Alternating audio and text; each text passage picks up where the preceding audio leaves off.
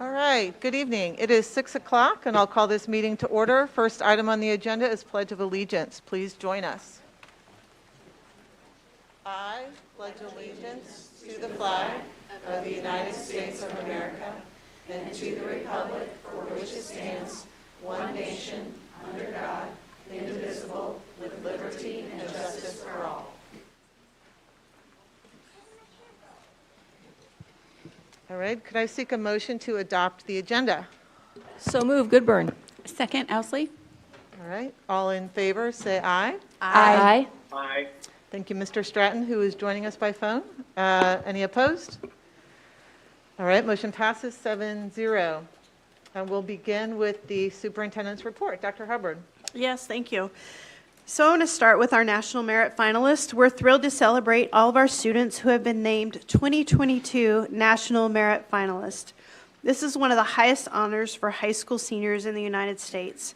This prestigious group of 13 Shawnee Mission students are among 15,000 finalists, placing them in the top 1% of more than 1.5 million students in the United States.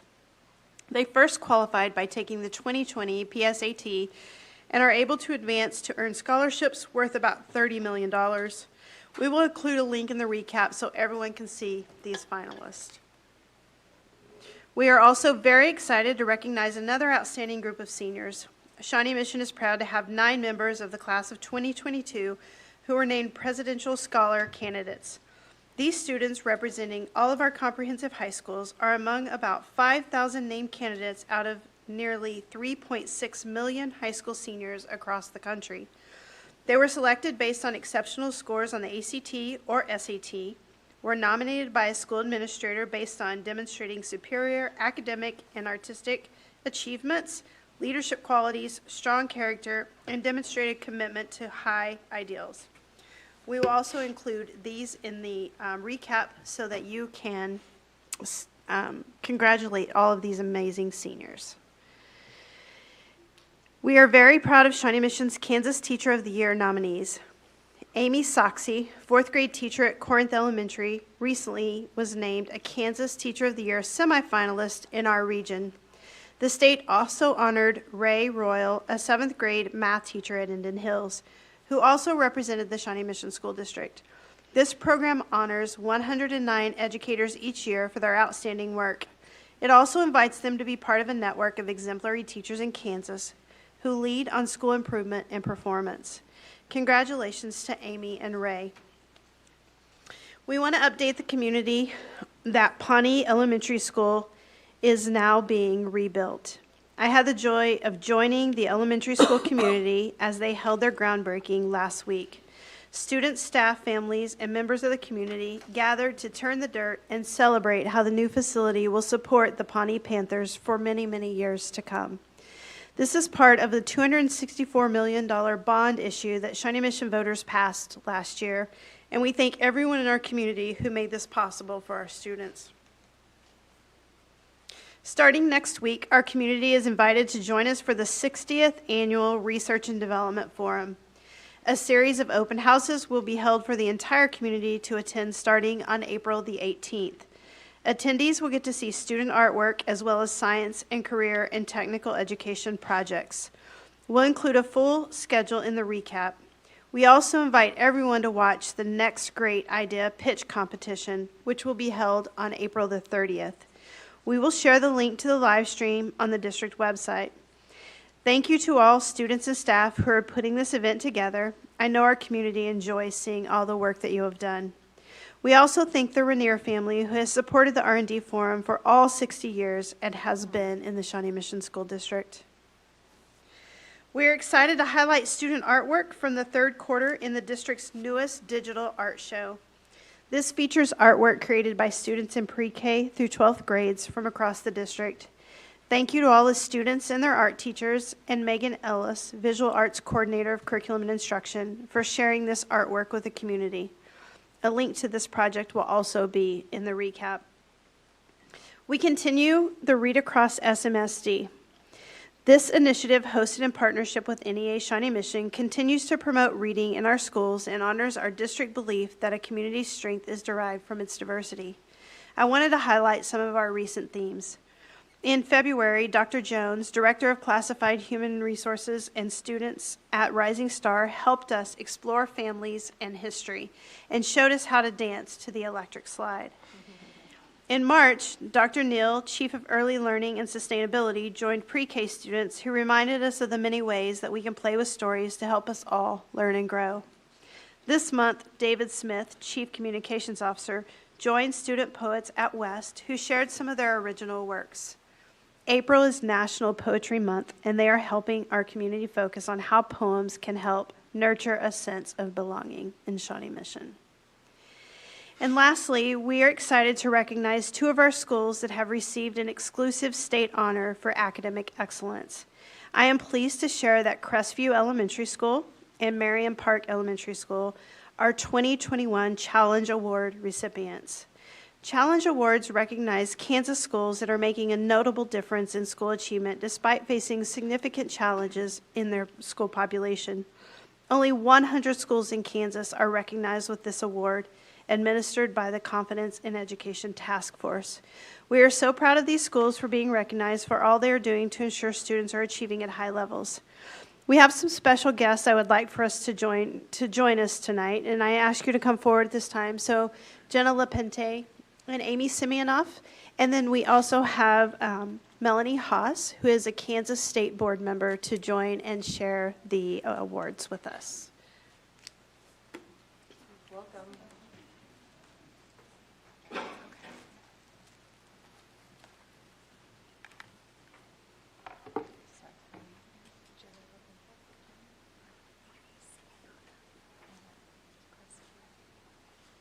Do you want to come on over? Okay. Thank you, Dr. Hubbard, and greetings, board members. Thank you for your service to your school district and your community. As Dr. Hubbard said, my name is Melanie Haas, and I represent District 2 on the Kansas State Board of Education. The Kansas State Board of Education's vision for education: Kansas leads the world in the success of each student. It reduces what many have considered an overemphasis on state assessments, and it increases focus on the needs of the whole child.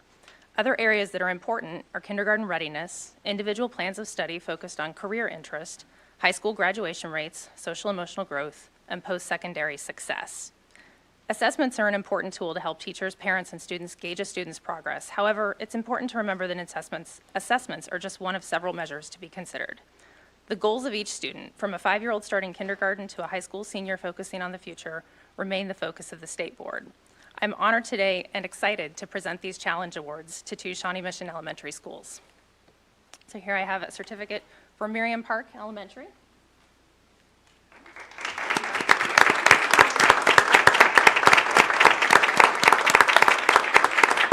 And one for Crestview Elementary.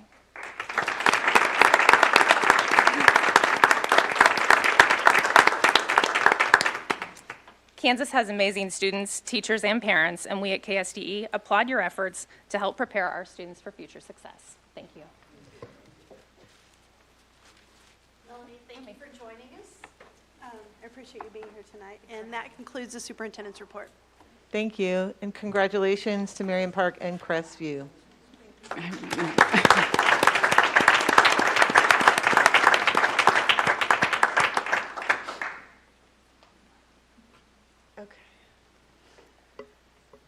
I'm going to give Dr. Hubbard a moment to join in the celebration, and we are going to shift gears to discussion items. Ms. Wintering, you've got it. We're ready to roll. So we have a series of presentations and reports to discuss tonight. So 3 reports in our discussion items. Before I turn it over to you, Dr. Hubbard, I'm just going to make a pledge to be as concise as possible in my questions. We have a lot to go through tonight, and looking forward to our conversation. So our first discussion item is the food service presentation, 3.1. Yes, so I would like to turn it over to Dr. Ziegler and Grace Liss, who is the Director of Food Service for the district. And so looks like Grace might be kicking us off. So Grace, thank you for joining us. Thank you, Dr. Sinclair, Dr. Hubbard, for having me this evening to share with you the food service program update and evaluation. So we are all familiar with the district's mission, and so with food service, we feel we support this mission by educating children about sound eating habits, serving balanced menus, and exposing them to a wide variety of nutritious, attractive, and tasty food to support learners achieving their fullest potential. We do this through a variety of different federally funded programs through the United States Department of Agriculture. The programs offered at SMSD are listed on the slide. These programs are then administered locally by the Kansas Department of Education, Child Nutrition, and Wellness. Under these various USDA programs, schools must follow all USDA regulations ranging in topics from procurement, free and reduced meal applications, food safety, wellness, smart snacks in schools, nutrition standards for meals, and more. KSDE, Child Nutrition and Wellness, does complete an administrative review of food service programs every 3 years, which looks at all aspects of the food service program. Our administrative review has been delayed due to pandemic-related waivers. Prior to March of 2020, food service served meals to students using the school breakfast program and the National School Lunch Program. As part of these programs, any student enrolled in a participating school and in the building at the time of meal service could purchase a meal. Households would complete a child nutrition meal benefit application to see if they qualified for free and reduced price meals. At that time, 34.73% of SMSD students qualified for free and reduced meals. From March of 2020 through the 2021 school year, food service operated under the Summer Food Service Program to serve meals for free to students due to nationwide waivers through the USDA and the federal government as part of pandemic relief. During this time, families could complete a free and reduced meal application, but it was not required to get free meals.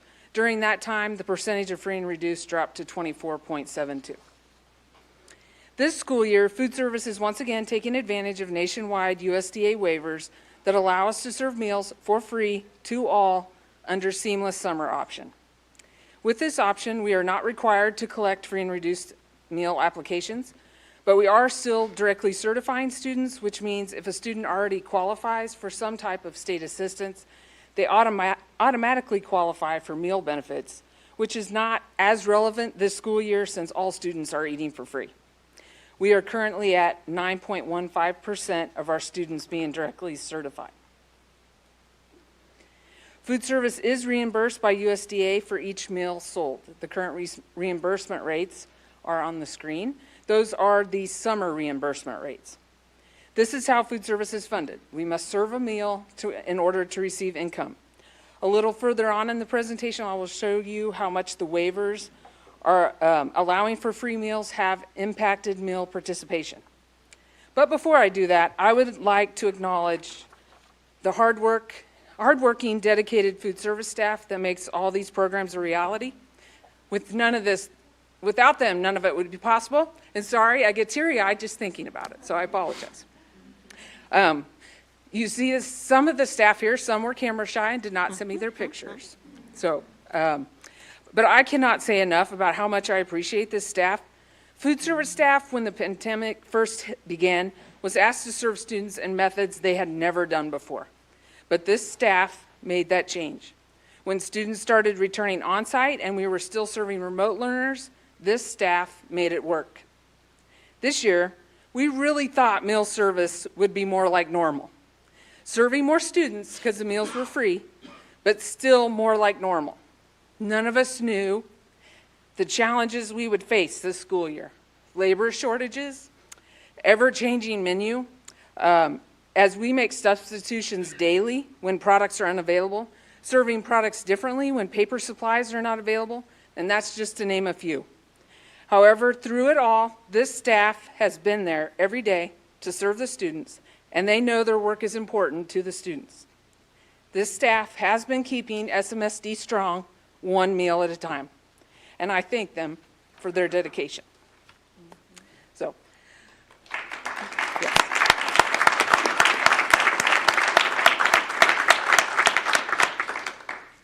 Food service is a team of 181 unfaltering, wonderful food service staff. This graph represents the years of service for food service. Over half our staff has been working for food service for more than 6 years. 7 have 26 or more years of service. Our longest term employee is Shelley King, who is the manager at Highland. She has 28 years of service. Food service does annually recognize employees who hit milestones of 5, 10, 15, 20, and beyond. This school year, our staff has served more breakfast to students on site than ever before. The high numbers on the graph for 2021 are due to remote feeding. This graph shows the average daily participation for the whole district for the last 7 years. As you can see from the graph, breakfast participation is up. Overall, this school year, food service is serving approximately 900 more breakfasts a day to students. The average daily lunch participation is also up 3,000 more lunches a day than previous school years. Therefore, when I say food service staff has been working hard, this graph shows the truth behind that statement. We have weathered those challenges and answered the call to feed students. Free meals is such a benefit for students, but also their families. And these times of rising grocery bills, free school meals do benefit or do provide relief for families. This is a general graph to show the financial performance of the department. Due to increased participation, the revenue is up, but maybe not as high as it could be.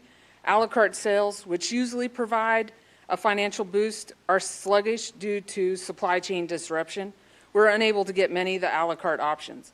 And catering is still down due to lack of large gatherings. Our food costs are also up about 6% this school year from what was predicted at the start of school.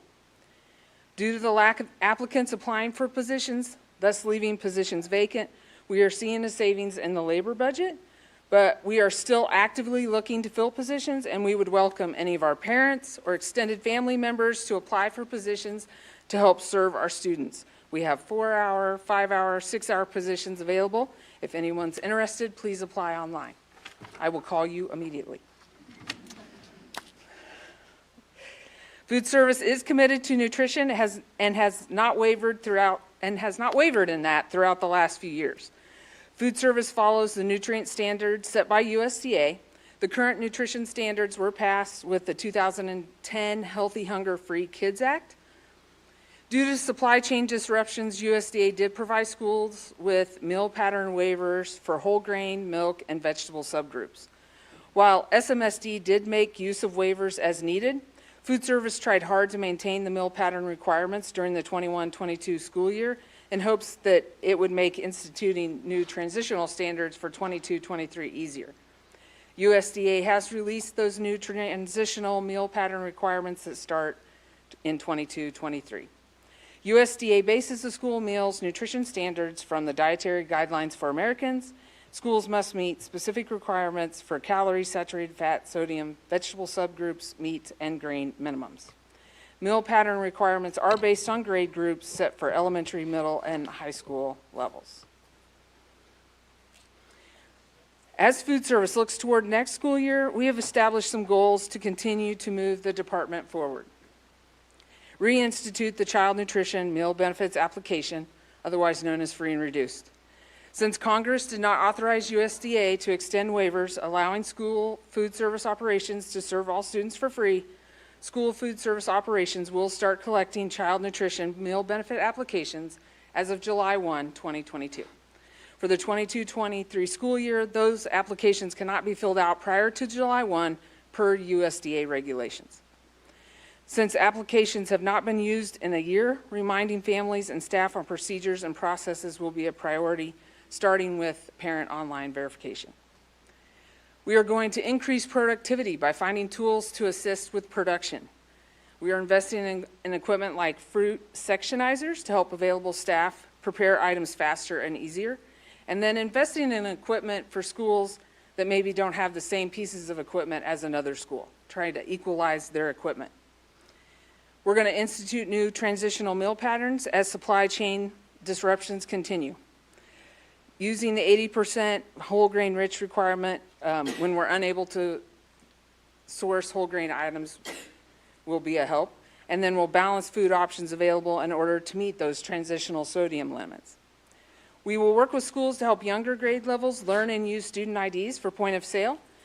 We have already encouraged elementary schools to work on teaching student IDs to the current kindergarten through third grade students, as these students have not had to use their IDs for meals due to waivers allowing for free meals. So this is a return to a prior practice, and this will take some time in collaboration with schools to help students learn their ID numbers. We're going to resource existing equipment to make a test kitchen at SMECEC. And the reason for that is my staff is supervisory staff and myself, we're at SMECEC building. And having a test kitchen there will help us be able to do recipe development easier and also develop standardized recipes to take out to the schools as we develop them. We also receive samples from vendors of new products, and so having an actual functioning production kitchen there will help with that process. We are researching ways to add real learning opportunities for students within production kitchens. Many young people start their working careers in the food service industry. By giving our students the opportunity to work within food service, students can learn from our experienced staff members while earning a wage. This would benefit the students as well as food service. We are going to increase efficiencies by utilizing existing software to its full capacity. So food service has a software currently. We're going to be looking to move that to the cloud, but also use some of the other modules that it has to help with production records, receiving, inspections. All of this will help food service continue to serve education every day and keep SMSD strong. So if there's any questions, I'd be happy to answer them. Well, first of all, I just want to thank you for that very comprehensive report, and then also to acknowledge this is your first annual performance in this role as director, so thank you. Clearly, Shawnee Mission has benefited from another very gifted director, as judged by the comprehensive nature of this information. Unless Dr. Hubbard has some comments, we'll start off with Ms. Owsley for questions. Did you want to? I'll wait till the end. Go ahead. Okay.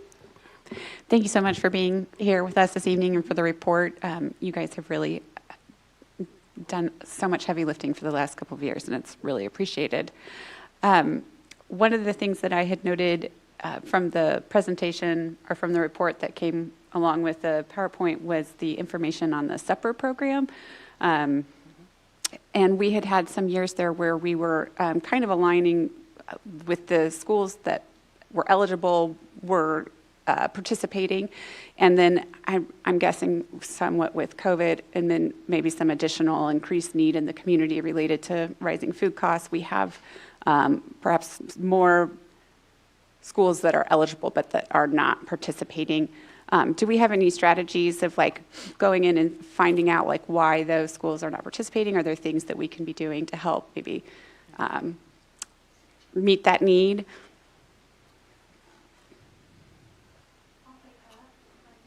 I was going for the wrong button. One of the things that we have problem solved for this year ahead is a lot of the schools that are participating, they have an educational program in the after school. It's one of the requirements to offer that. So as we look to put out the information around after school tutoring programs for those schools, that will bundle the information together, and we haven't approached it that way previous.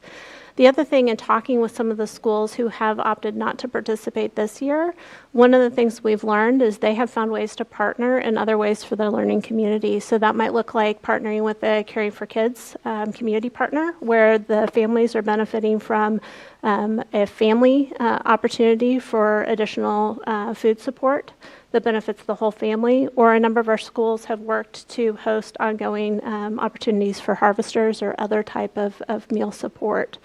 So it's kind of been a right size for the schools, but one of the things moving forward is to partner that information with the after-school tutoring program.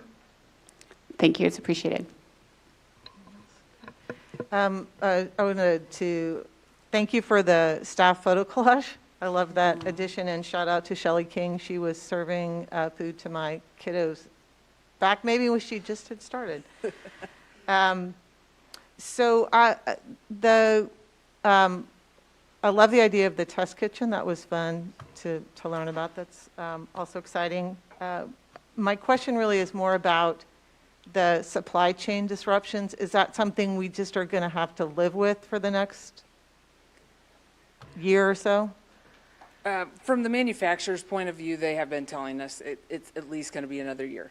So what we've seen them do this year is they are scaling back their offerings and putting emphasis on their high movers so that there is food in the market for us to buy. So some of our options are not as plentiful as they used to be because they have limited the number, but they are doing that to try to get more product in the market. But yes, they are telling us it's at least another year. So does that then help you a little bit with predictability in that shift, or still? Not No. really, no. Okay. Every day, I get an email 4 times a week Okay. telling me what we're short and we have to sub. All right. Well, thank you for being flexible. Ms. Goodburn? Thank you for this comprehensive report. I didn't really have any questions other than we're used to seeing sometimes data that we have a lot of negative account balances, and I guess because of the fact that the lunches and breakfasts are free right now, that we don't have any negative. Instead, you guys are having to spend some time actually returning money to people. Is that right? That is correct. We do not have any negative balances at this time, or if we do, it's, 1 or 2. We handle them on a monthly basis. It is also a requirement that we have to return positive funds to people that leave the district. And so, yes, we have been actively working on that because we were 2 years behind on that. So, yes, it's been, we have an electronic form now online families can fill out if they have an account that needs closed and money returned. And in order for a student, though, to buy the a la carte items, they have to have a positive balance in their account. That is correct. So parents could be still giving money to buy for a la carte if a la carte items are available, right? Correct. Yeah. Yep, that is Okay. correct. Thank you for the report. It was really wonderful. All right, Mr. Stratton, do you have any questions? Thank you for the report. Nope, no, thank you very much for the report, and I don't have any questions. Ms. Hembry? Yeah, thank you for being here and thank you for the report. I think my question is largely, how are we taking care of our staff? I read this as we're staffed at about 80% of where we'd like to be fully staffed, and we're also serving maybe 20% more than we typically would. And I did happen to spend an afternoon volunteering at Indian Woods, and all I could think was, I have no idea. I actually felt like necessary. Like I was afraid to leave when my volunteer shift was up, that they were not going to be able to do it without me. I know they do every other day, but I was just really struck by how hard everyone in that kitchen was working. So I'm curious how we're taking care of our staff. So staff is very important to me. We rolled out some changes at the beginning of this year to help make their day a little bit easier. And, things like making the paperwork slightly easier than what they were used to doing. Because in my world, seconds matter. And so paperwork changes, menu changes. We did change the menu mid-year to make it easier for them. That's not something traditionally in a district this size you would do, just because of purchasing reasons. So we did make menu changes. I know it's a small thing, but we are purchasing them T-shirts that say SMSD, keeping SMSD strong, 1 meal at a time. I hope to hand deliver those to everybody, each kitchen, to tell them thank you. So those are some of the things off the top of my head.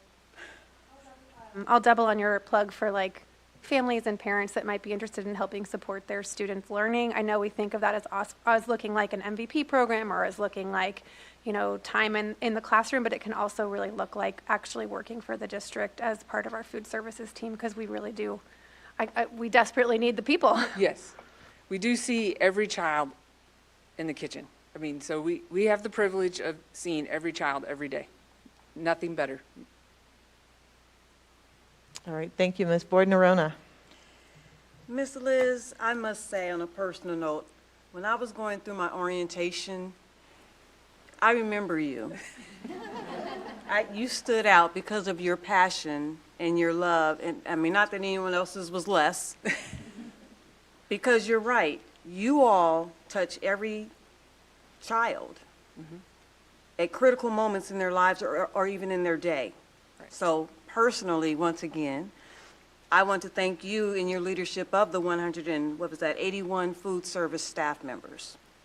I remember fondly when I was a paraprofessional and even a parent of younger children, where a lot of times the backlog of the lines, or just kids getting to the lines, would be them remembering their lunch number. So I feel the pain in that, and With your innovation and leadership, hopefully something can come out of how we can better help increase that flow at that time, because I do remember that that can be a major blockage. But I just want to thank you for your leadership. I don't have any questions, but I want to continue to thank and lift you up in your leadership and innovation. Every time I meet you or hear from you, you're always thinking from an innovative standpoint, and I appreciate that. Thank you.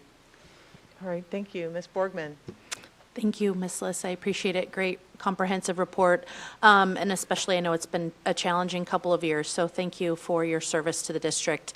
I have a couple questions. If you don't mind, I'll just ask them real quick. So my first question is, I mean, my grocery bill is going through the roof. You know, inflation is just real. And so how is the district going to incur these additional food costs? What does that look like? Are we raising the price for each pupil per lunch, or what is this going to look like for our students moving forward? Do we even know yet? Is it too early to say? Well, I will say this, that a year ago, the board set meal prices that we never used. And right now, our plan is to use those meal prices moving forward next school year. The reason for that being is because families haven't paid for meals in 2 years. So if we would skyrocket those prices, that's just going to hurt us. As I said, we earn our income by selling a meal or by serving a meal.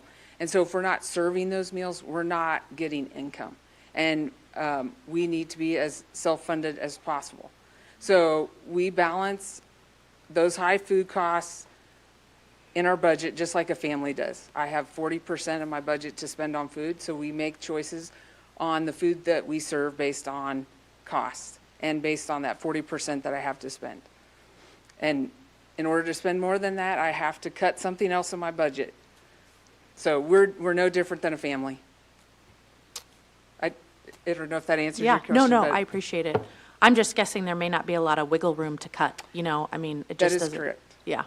Yeah, I'm guessing this might be to be continued a little bit on some of these, because, I mean, our grocery bills are certainly climbing. And then my second question is with regards to the summer lunch bunch. I noticed that summer lunch bunch is going to be back in person this summer. I know I will hopefully speak on behalf of the board, saying I really enjoyed volunteering these past couple of summers and handing out meals as you know, families were driving through. And I saw a lot of benefit to that as families were driving through and we were able to provide these meals for families.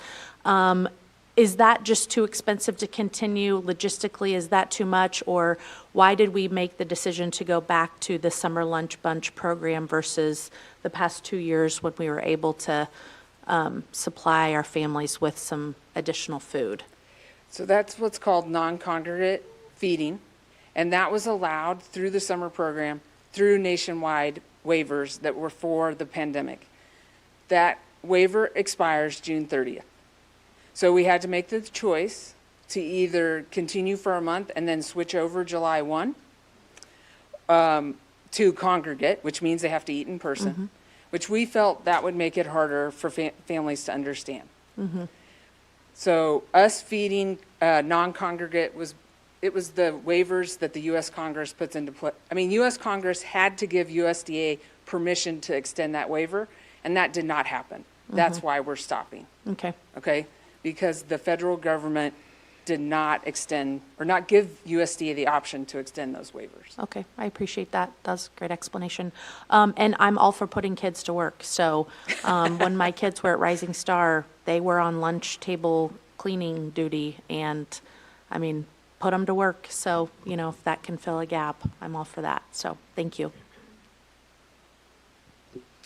So Grace, I just want to say congratulations. I'm thinking your questions are complete at this point, so your first ones, you can check it off the box. But just a special thank you for being here. But most importantly, I want to thank all the food service employees that we have throughout the district. And one thing that I do as I go to buildings, I always, not always, but most always, I try to find my way to the kitchen.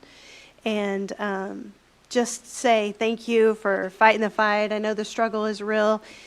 And let me tell you, they're doing whatever it takes to get it done. Sometimes a one-person show, sometimes a two-person show, but it's usually never fully staffed, and they don't complain, and they're always friendly and so appreciative that we're there. And so it's definitely worth my time to stop in there and say thank you. And so I'm very appreciative of all of them and the work that they're doing to get it done. I will take this opportunity for anyone listening to just please remind any families that you know or families that are listening themselves to please fill out the application this summer if you think that your family could even remotely potentially apply or qualify for those services. It'll be a huge benefit to both families and the school district as well. So just a plug there. And again, congratulations, Grace, and thank you. Thank you. Thank you so much. Okay, up next is item 3.2 on the discussion, enrollment analysis report.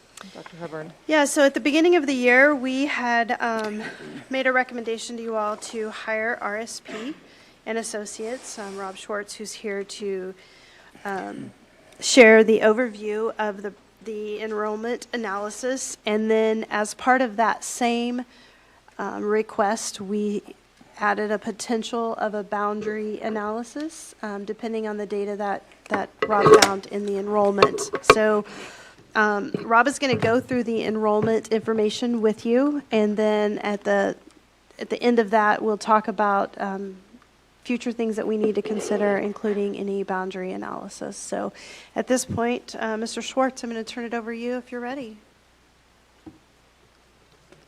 All right, great. I will say, though, I think code for Find Your Way to the Kitchen is probably getting a brownie. At least it is for me.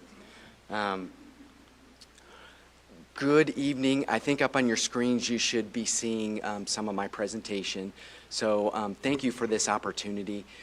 Don't be so worried about what is going to transpire in this next 15 minutes of knowing everything that's in this analysis. I'm going to give you kind of this 100,000-foot perspective. You will have the full report at your purview to look at, examine, and fully understand. A little bit about RSP and Associates. Again, we're a planning firm, been in business for about 20 years. Can we just make sure your mic is on before you get too much further into, or volume's up a little bit? Do you want me to go closer? Can you hear me now? Is this a little bit better? All right, I'll lean in. My voice just doesn't carry maybe. Thank you. Sorry to interrupt. Hey, no, pleasure. We want everyone to understand this. So again, a little bit about RSP and Associates. We've been in business about 20 years. We exclusively work with school districts. On my team, we have people with advanced degrees and certifications in many different fields. And that's important for the analysis that you're going to receive tonight. We work all through the Midwest. But really what I want to talk more about tonight is what's happening in your district. So with this report, I've set expectations. You'll kind of get the feel tonight. I don't talk to a lot of the bullet points. You can look at those later. But really the goal of this is to give you perspective what's happening in your district. So the status of enrollments and what that may mean in what you need to do in the future. So we've categorized this report into 4 categories. So we're going to talk a little bit about enrollment and demographics. Part 2 is developments. Part 3 is the projections. And then Part 4 is next steps. The last part is an appendix. So there's a lot of other information you can dig into. So this 100,000-foot perspective. Thank you for turning the audio up. What I want you to understand is we have your enrollment declining over time.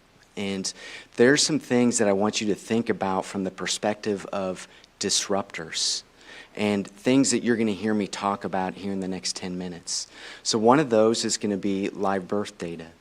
Another is going to be things with regreening, demographics, migration, and things that may be happening with developments. So keep that in mind. I'm going to talk about these and why we are seeing some of the variables indicate enrollments will see some declines over the next 5 years.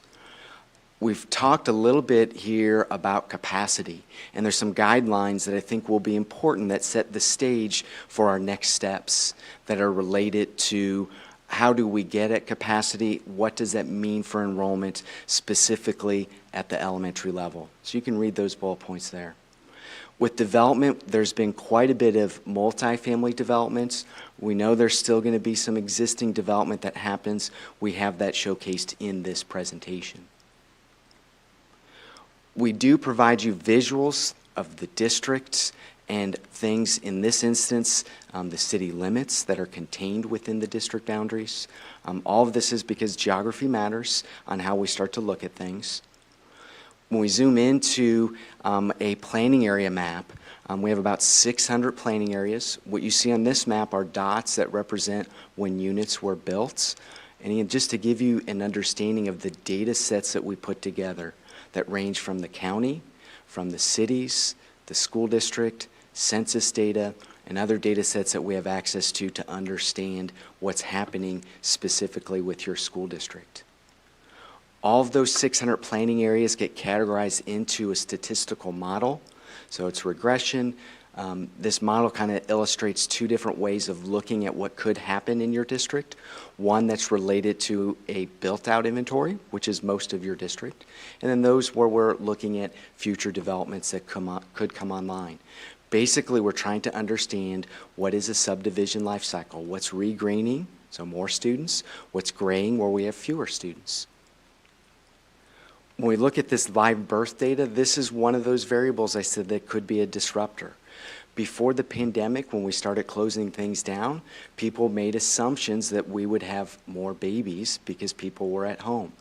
That did not happen. You can see this in this data set. When we look at the second column from the left, you see the number of live births for the last 10 years. When you go to the right, you can see the number of kindergartners that we had 5 years later. So this is one metric to understand what's happening with enrollment as it relates to live birth data. The shaded cells towards the bottom of the kindergartners gives you kind of a range of what we could see. So this is a disruptor. If we can all of a sudden have more live births moving forward, that means we have a greater potential for future kindergartners 5 years later. Or if we get a greater share of live birth data as kindergartners, we can have more kindergartners.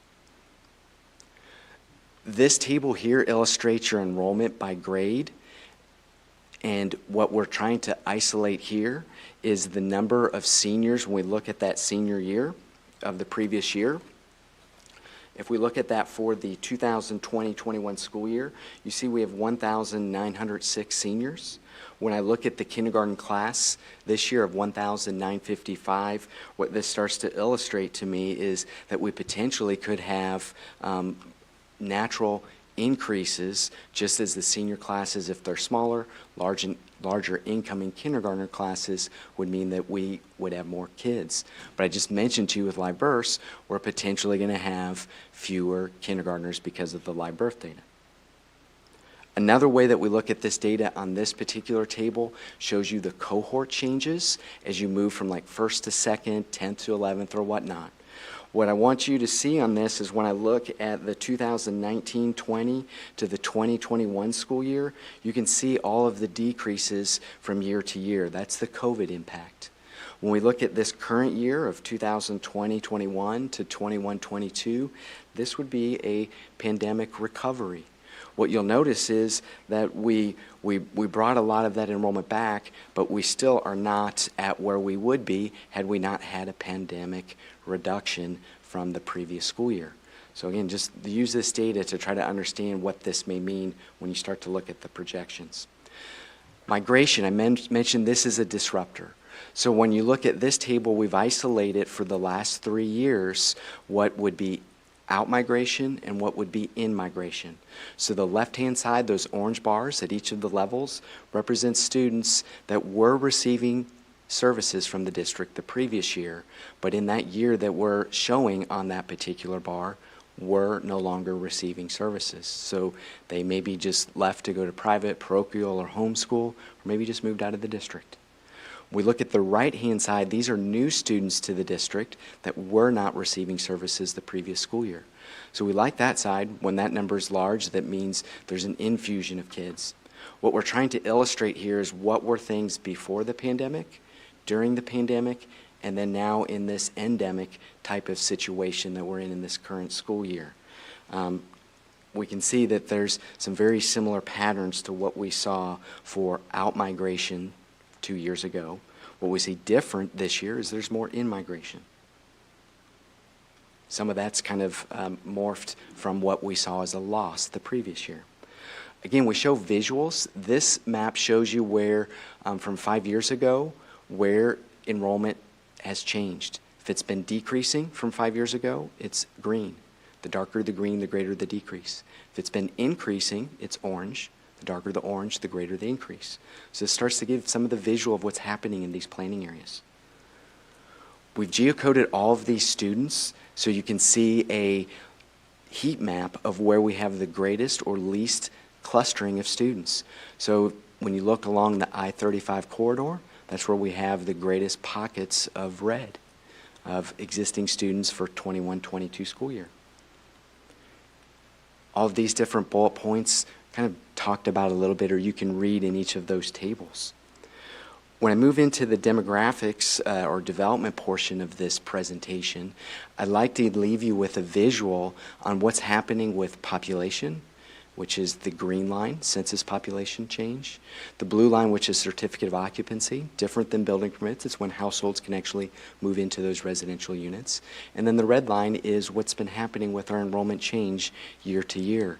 So we know that with census data, we have more people within the district boundary than what we had in the past, but it's not necessarily quantifying itself in the enrollments. And a lot of that gets into what is happening with who's moving into the district. A lot of them may be millennials. We know quite a bit about millennials. We know they're waiting longer to have children, and they're having fewer children.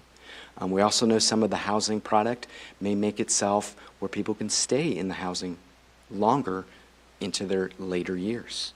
So again, we're just trying to understand what's with the existing development that's already in your community.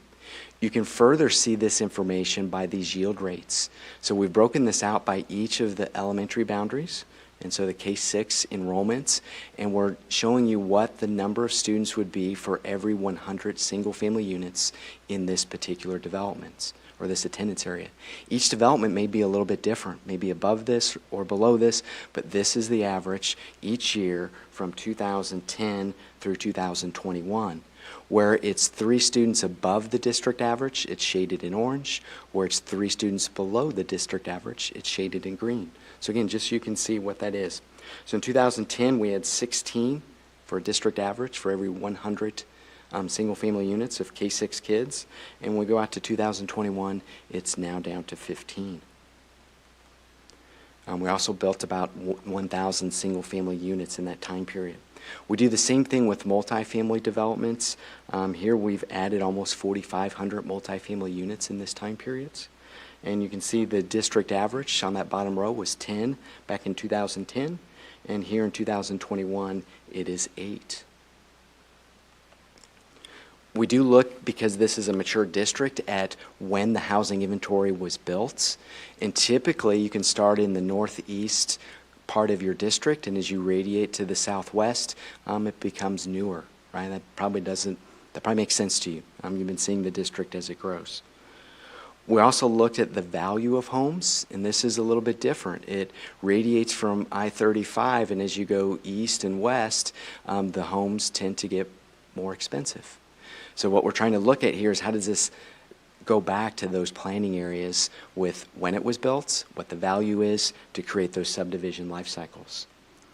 We've created a map that shows where the units have been built over the last 6 years. I know with the scale of this presentation, kind of doesn't do it justice, but you can see the smattering of units. We're getting into demolitions, all of these type of things that are happening in different places of your district. Another way to look at what's happening with your development and how mature it is visualized by this graphic. So as we look at each decade, the blue portion of the bar represents what was in existence for housing inventory at the start of that decade, and the orange represents what was built during that decade. So you can see back in the 50s, 60s, and 70s and 80s, a lot of inventory was built, and then as you get into these most recent decades, not as much, because again, we're a mature district, less area for where we could see developments. We've provided you different maps in each of the different quadrants, so you can see where we're been indicated from the cities where we potentially may see developments. So you can look at that in greater detail. It all aggregates back into this table that gets at what we're really concerned with is what's going to be built over the next 5 years. So these current green areas, you can see we have about 1,500 units that may still be able to be built here currently in this next 1 to 3 year periods. The yellow areas would represent things that are either a potential or could be built closer to the 5 years.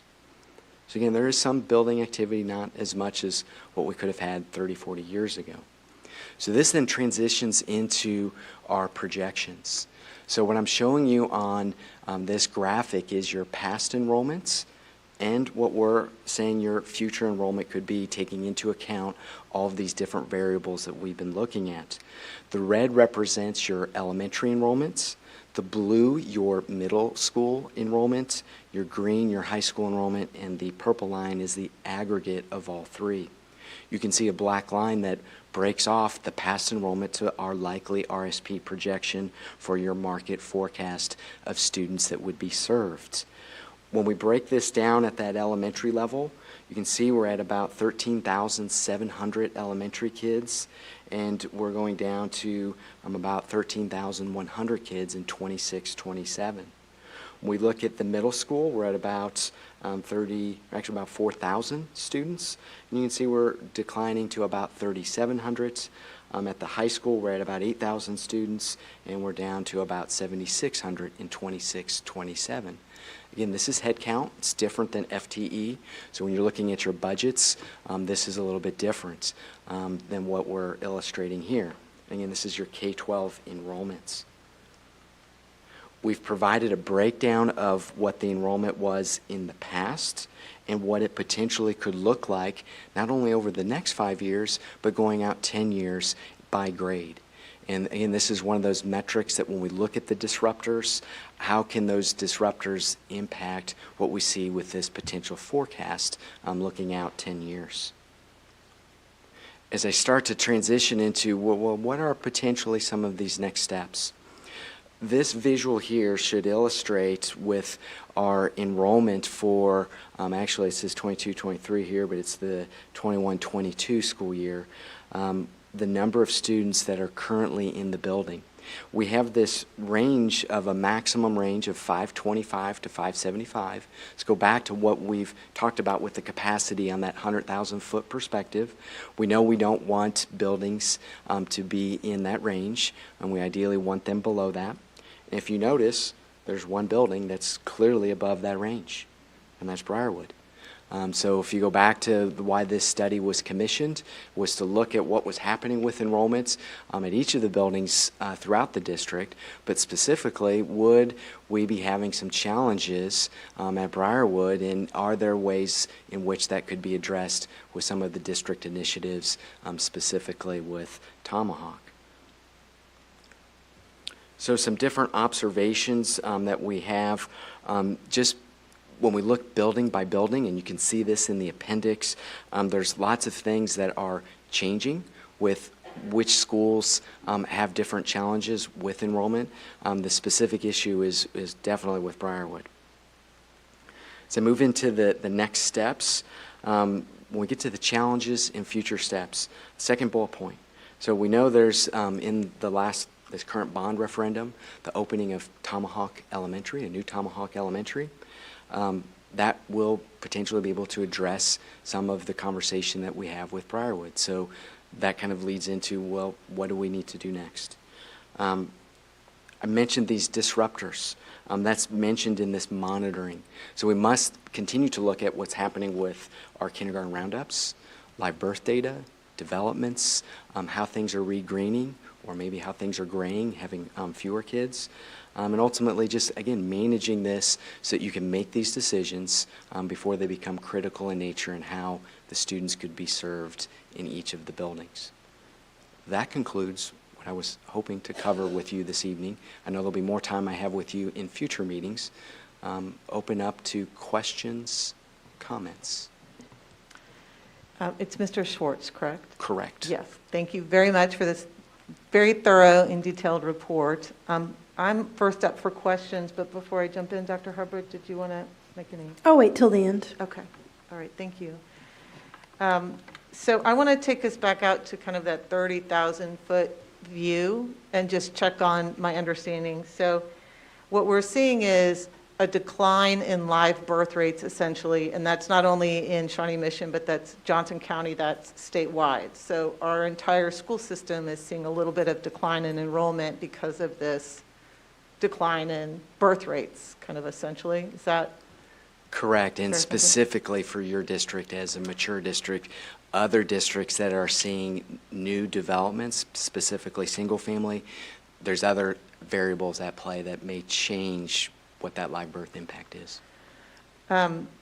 Okay, so then just again, putting it in perspective, these are my question might also be for you, Dr. Hubbard. So if the projection out for next year is maybe a net change or a decline in 200 students, that would be about on average, 3 or 4 students per building. I'm just trying to get a sense of impact overall. So if we went down about 200 students total next year and we have 55 buildings, is that on average like 3 or 4 students per building? No, there's absolutely not. I would say it really is pockets typically. Okay. Through the pandemic, we saw the largest, and anyone in the room correct me, but this is off the top of my head, what I recall is our largest decrease in students primarily were in our Title I schools. They're all shaking their head yes, so that's correct. Okay. So As a matter of fact, some schools gained enrollment. So Okay. it's not fair Evenly- to assume 2 to 3 kids per school. okay, so it's not evenly distributed, but It is that's not. like the, okay. All right. I'm just trying to help understand from a big picture. So from a staffing, from an operational perspective, if we go out, this takes us out 10 years and looking at an impact that might be, on average, 1 teaching FTE per position. I don't even think you can say that. can't It say all that. really just Okay. depends on where it falls. Sometimes you have to have more staff if it doesn't fall Yeah, I guess to meet the guidelines. okay. I guess I was just trying to just put it in perspective on average. It might be different per building, but if you have, no. Okay. I don't know how All to right. do that, to be honest. Okay. It all depends on where the numbers fall. Sure. I'm sorry. I was just going to, if you're looking at going down 200 students and we have 43 buildings, if you're dividing that, you're looking at 5 students per building. It obviously doesn't happen in that neat of a swath, but is that what you were getting at? Yeah, I was just trying to put it in Okay. perspective, what kind of impact does that have kind of on operations? And I was thinking of all the way up through high school, 50-some buildings. That's all. I was just, maybe that's not a helpful I way don't to think you can about it. answer that question on operations until we knew where they were. Sure. Okay. And let me give you another visual to that. So if you had like 40 students and your class size was 20, that would be 2 sections. Well, if you had 39, well, what do you do in that case? So with Right. it's messy. I appreciate that. I understand the finesse. I was just trying to put it in ballpark figures for people to understand. Well, I think that Johnson County and almost all but one of our school districts are going to be experiencing declining enrollments. It's a couple of kids per building on average. Some buildings might be more or less. I was just trying to get a sense of perspective. But implementation-wise, I understand why you're like, it doesn't fall out evenly across buildings. So I appreciate that distinction. So I'll go ahead and just, I'll pass it down to Ms. Goodburn. Thank you so much. I appreciate it. I appreciate the report, lots of data. I really don't have any questions at this time on it until I suppose I can sit down for a few hours and read the comprehensive one that comes. So I'm sure we'll be seeing you back again, and I'm sure I'll have questions then. All right, Mr. Stratton. Yes, thank you. Yes, I agree. It's a very interesting and thorough report. My question is, I want to expand a little bit more on one of the bullet points on the last slide, and it said new building projects will likely influence enrollment trends. I'll call that the build it and they will come factor. Are we able to pull out any data that says, well, the age of the school building also affects either more students or less students in that area? And I just looked at that heat map page, I think 16, and I went through it and I just said, okay, well, there was one of our newer schools, and they all seem to have that slight uptick in enrollment. I was just wondering, in all your work in Shawnee Mission and across other districts, is that a measurable effect, a new building in the neighborhood? Yeah, I think statistically we can say when you have a new building, we can see the investment in that and what that means for the excitement of the neighborhoods around there, that we will tend to see an increase in enrollment. That's pretty typical. I would say that that holds true in my 7 years in Shawnee Mission. When we build a new building, I oftentimes refer to it as the field of dreams, because when you build it, they come, and the enrollment goes up in those new buildings. All right, thank you. That's what I would presume too. I just wondered how quantifiable it was, both near term and long term. I know we're doing projections here, but that certainly factors into these decisions that we're making, and certainly the voters have supported rebuilding some of these buildings, and we want to make sure that we're putting together something that attracts students. So I think we're doing that. I think these charts show that. Thank you. Okay, thank you. Ms. Hembry. Thank you very much for bringing all of this information. I guess my question, I think part of this question comes from, listen, a school board member who doesn't want to have to do boundary changes, right? Is that every single school board member in the history of time? Probably. I think part of what Mary's question was getting me to think about was if we could take this, I don't know which slide it is, that showed all of our elementaries and where their enrollment is and project that out over the long run.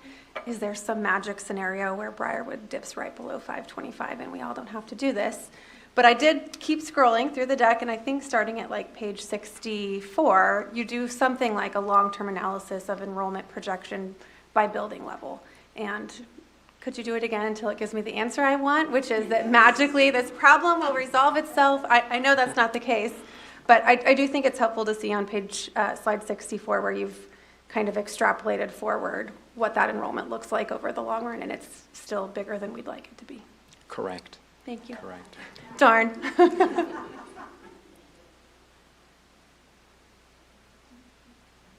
Okay. Let me start, so I want to understand. So the 525 to 575 range came from where?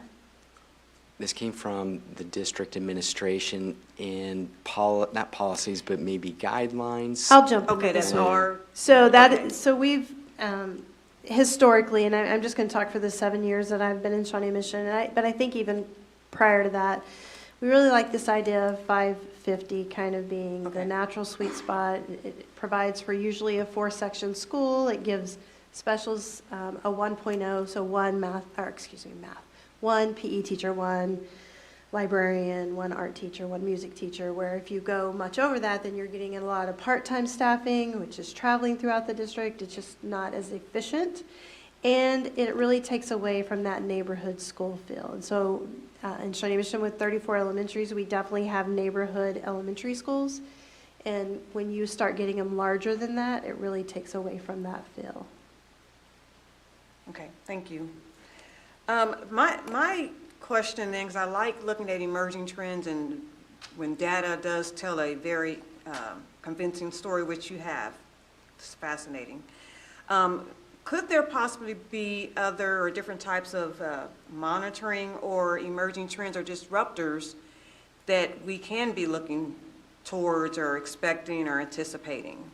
You gave us some good indicators. Could there possibly be more or other ones that may be emerging that are on the horizon that we can look towards to indicate other predictions? Yeah, well, one of the things that we're watching from a demographic perspective is as housing prices increase, as we see interest rates go up for mortgages, will we see more possibility where we have multi-generational families? Will we see roommates where they may have kids as we see those elements move forward? And some of that's wrapped into that is college debt. I know there's been some forgiveness extended, through June or whatnot, but at some point they'll be paying those loans, and what impact does that have on what they can afford? What is the price of a car, and how does that then start to leverage where you can live? So there's definitely some things that we're watching to see if some of those things may impact specifically where we see people residing. Thank you. All right, thank you, Ms. Borgman. Thank you for the presentation. Data rich for sure. So are we really kind of laying a foundation here to take a hard look at some boundary changes and, yeah. Yeah, I'm going to address that in the very end. Okay, that sounds After good. the questions, yeah. I just, so the last time we went through this really impacted the Shawnee Mission Northwest and Shawnee Mission West sort of area. And I know that there were a lot of lessons learned, I think, from that experience. And I know that it really took a toll on the staff at Shawnee Mission. And so I just hope that, you know, I know you lived through that. I lived through that as well. And so I just hope that we will take the lessons that we learned from the last time that boundaries were changed.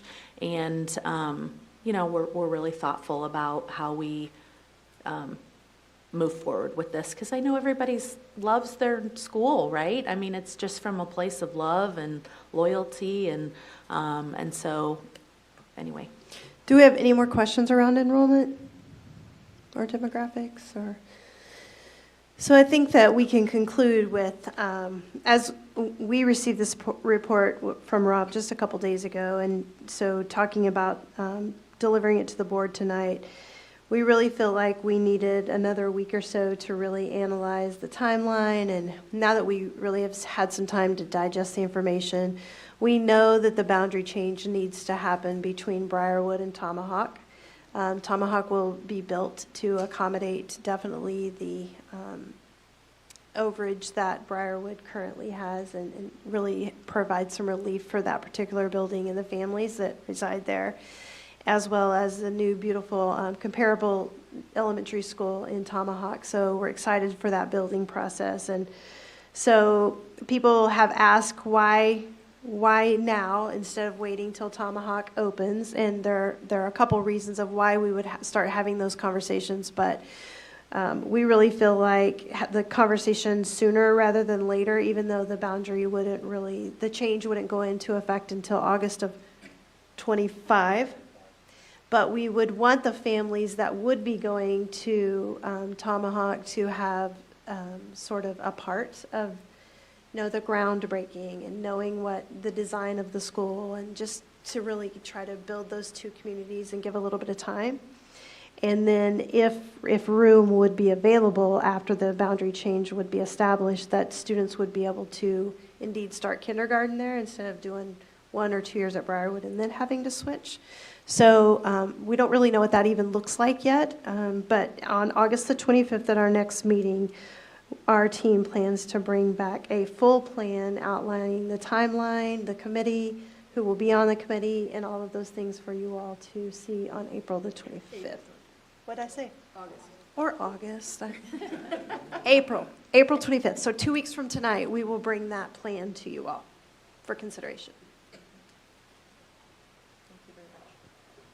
Can I ask a follow-up question? Sorry, I just want to confirm that the only, and maybe this is part of what will come to us in 2 weeks, is whether we're really talking about Briarwood and Tomahawk only, or whether it looked at this and it looks like Corinth, Oak Park Carpenter, some other schools are getting kind of up there, but is the plan now just to really focus in on Briarwood? If you look at the long-term projection that you referenced, nobody goes outside of that range, even in long-term projections, with the exception of Briarwood. So yes, as of right now, Rob, correct me if I'm wrong, but my understanding is for now, for the next 10-year projection, at least on current projections, we would only be looking at Briarwood. The only clarifier would be 5 years. Because I don't do 5 years, 10 years thank by you. building. Thank you. Great, okay. Thank you so much for this report. All right, our last discussion item is 3.3, the security presentation. Dr. Hubbard. Thank you, Mr. Schwartz. So yes, at this time, I would ask Chief Schmidt to join us at the podium, and then Dr. Gilhouse, is there anything you want to open with, or we just turn it over to Mark? We'll just turn it over to Mark. They got a good crew with them tonight. Perfect. Looks like we're having a few technical difficulties. All right, welcome. Oh, 5-minute break while you all get set up, that would be perfect. Okay, so we will reconvene at 7:15.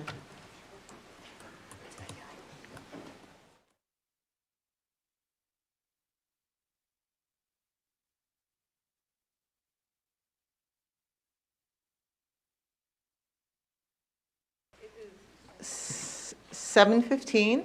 All right, so we are on discussion item 3.3 in the security presentation. So welcome, Chief. Thank you. Thank you for having me, Dr. Sinclair, members of the board, Dr. Hubbard, Dr. Gilhouse. I appreciate being here tonight, get an opportunity to do this. And I did want to read a lot of statistics, as you probably saw in our handout. There's a lot of statistics. And I've got some fine people here that came from some of the schools that volunteered to come and talk to you tonight. So I definitely want to hear from our kids. And we think that's an important piece of what we do.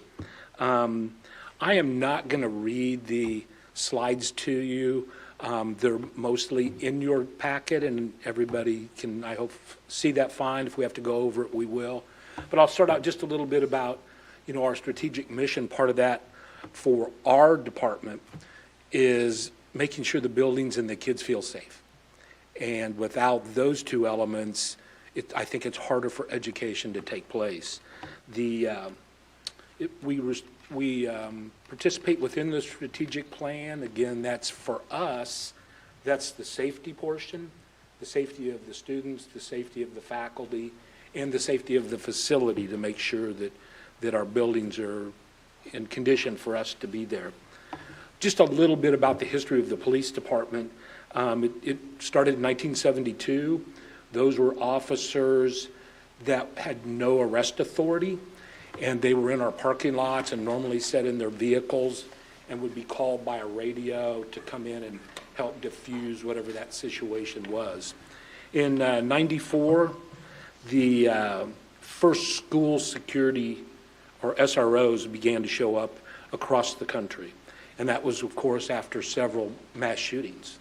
Their first role was make sure nobody gets shot. And that's what the early officers came in with as far as training.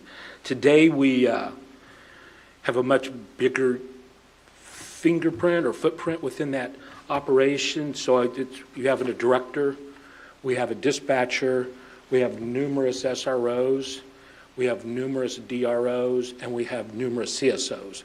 They're in all of our high schools, and they're in our, as your pamphlet would say, they're in our middle schools also.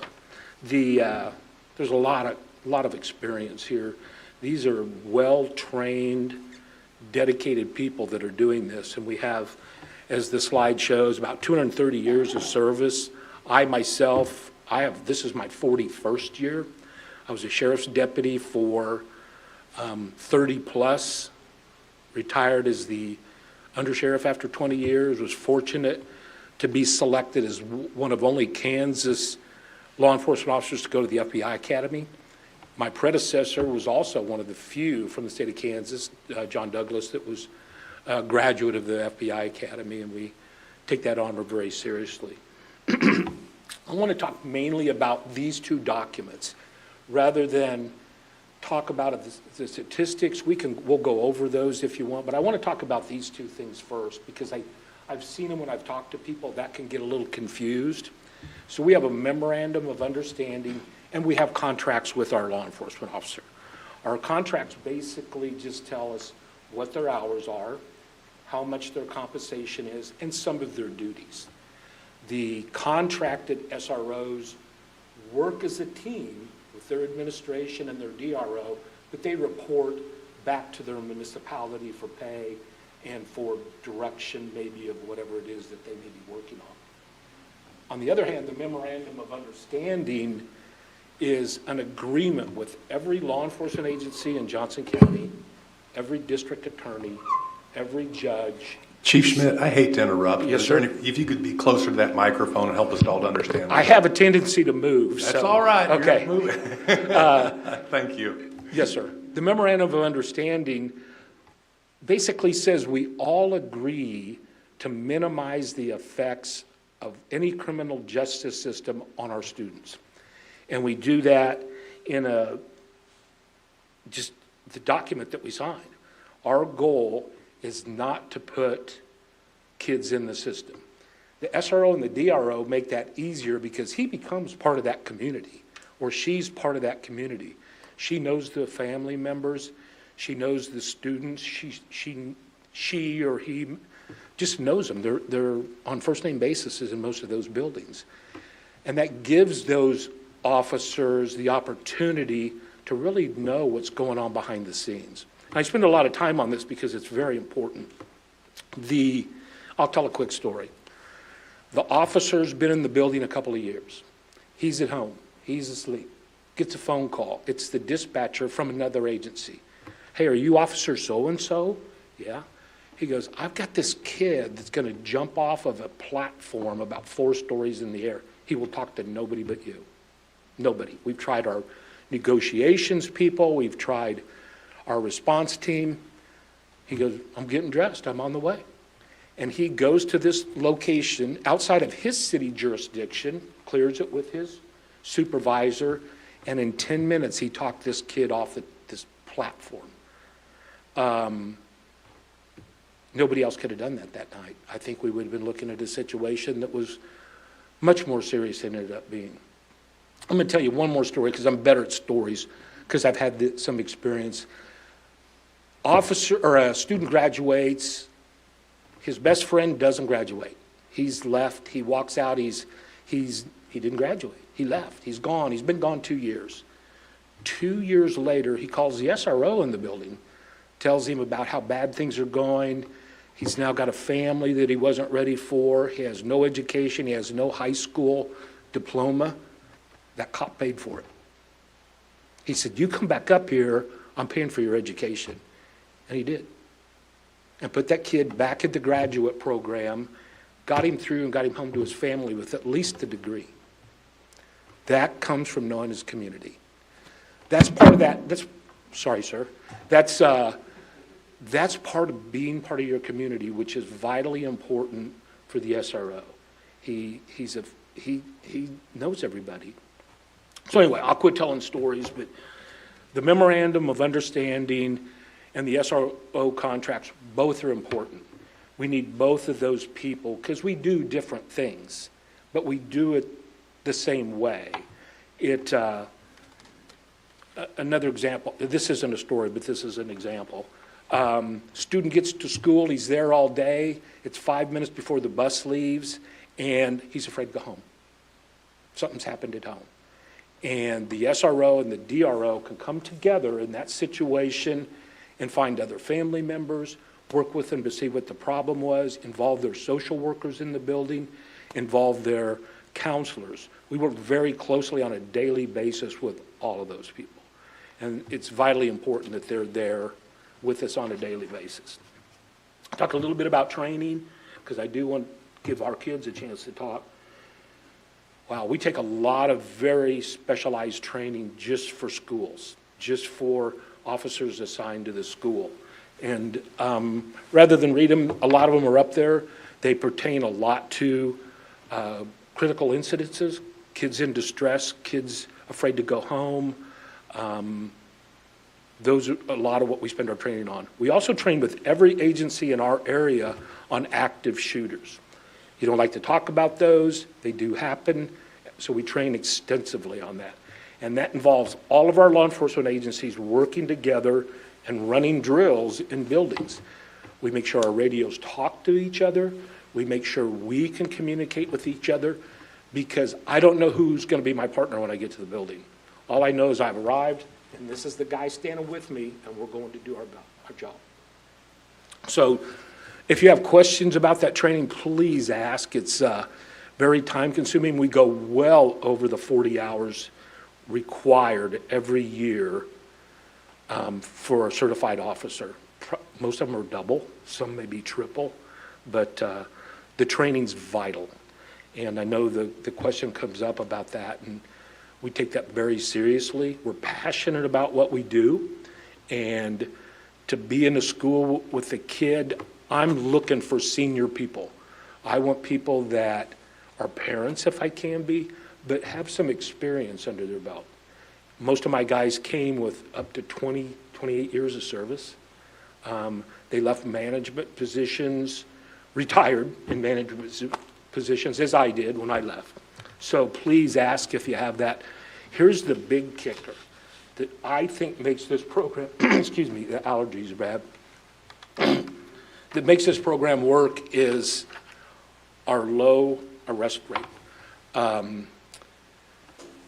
Numbers speak for themselves. From 2016 to 2021, we arrested 76 students.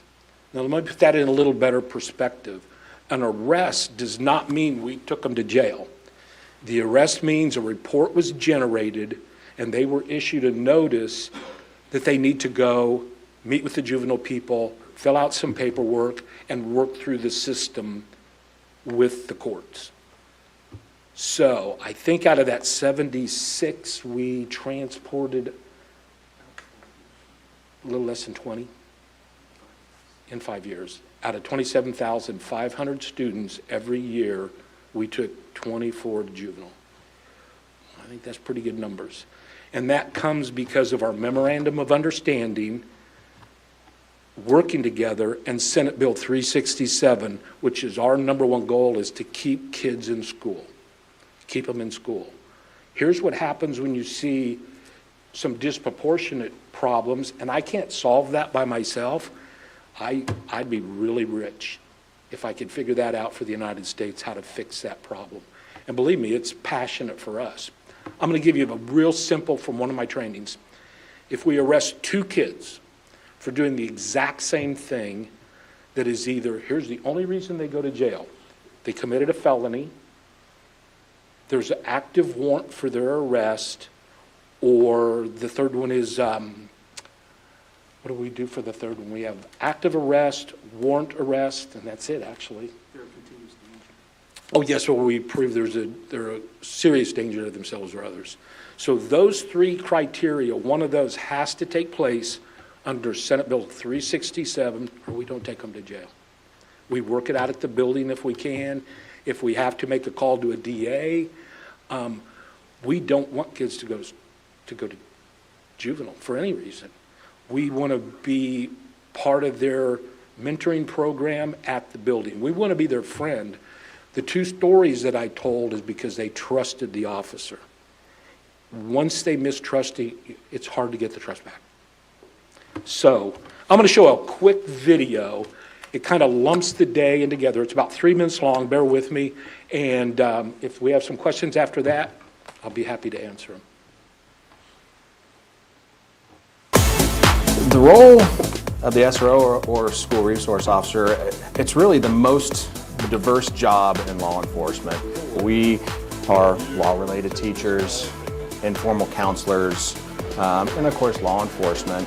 Our bigger job is to connect with them and to foster positive relationships and make it to where they feel comfortable coming to us for help. The goal is to look at each student at how good they are.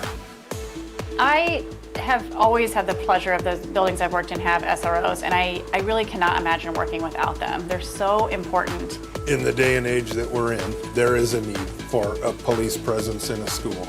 And to do that in such a subtle way that they know we're here and they know that our true job is to protect them. My first goal is to keep you safe. My second goal is to see you succeed. I want any way that I can help, I want to see students graduate and be able to go on and do what they want to do. Some people think police officers are all bad, but some of them are not.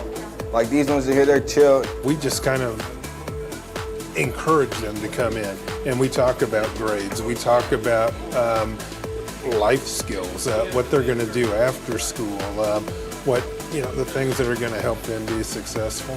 So for example, I went through like a rough patch, and I didn't really know who to talk to. So I talked to one of the officers, and they gave me really great advice. And from then on, we became friends. But also I've seen them have conversations with parents, and they're not talking as cop to parent of kid who made a mistake. They're talking parent to parent. Very, very often they take that approach of, okay, here's what's happened, here's what's going to happen next. Here's what you really need to know. Here's what you could tell your kid. And so I just think having a friend is wonderful. Well, from a social work perspective, it's one of the most important thing, I think. I think if there's connection and relationship, then you're going to see a lot more from our students. You're going to see them succeed, and you're going to see them kind of flourish. And so I think that is one of the most important things, is having those positive relationships. That's where the trust, that's where the caring, that's where the support comes, and spending the time with students, then it's unbelievable. The bonds, the relationships, the mentoring that just naturally fall into place. I've had situations with kids who, as a rule, just don't like officers based on past experiences they've had. And in building those relationships here and showing them that I'm, more than just the uniform, I'm a person here that is wanting to work with you and to, get them in with administration and figure out what's going on and work through things before it becomes a bigger situation. We want the kids to look past the shininess of the badge and all the stuff on the Batman belt, and to realize that behind all of that stuff is a real person, just like they are. So I want to give you a little bit about just today at one of the high schools. I'm going to introduce our kids because we're running just a little bit late. So, Tony, do you want to introduce some kids that came from your building?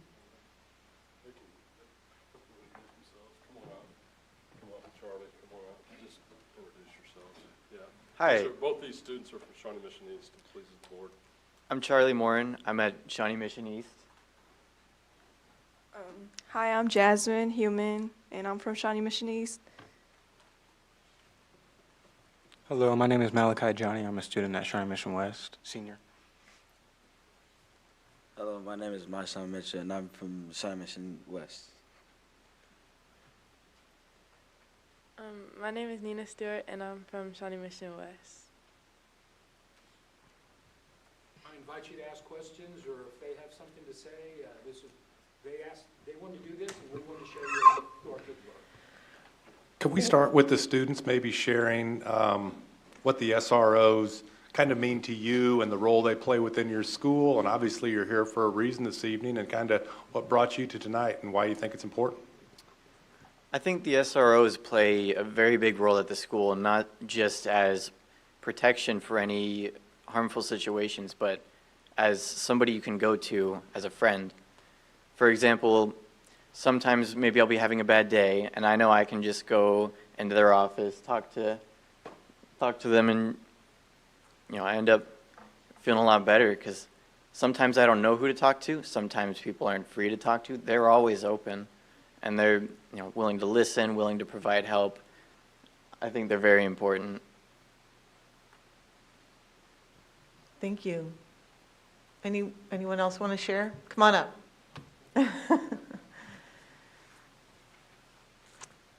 So I see Jim at school every day, kind of like he said. It's nice when you come in and you have somebody to talk to, I'm a quiet kid at school. I don't talk to very many people unless I'm spoken to. So when I see him, so just a familiar face, just look at him, say hello. Kind of, I don't know.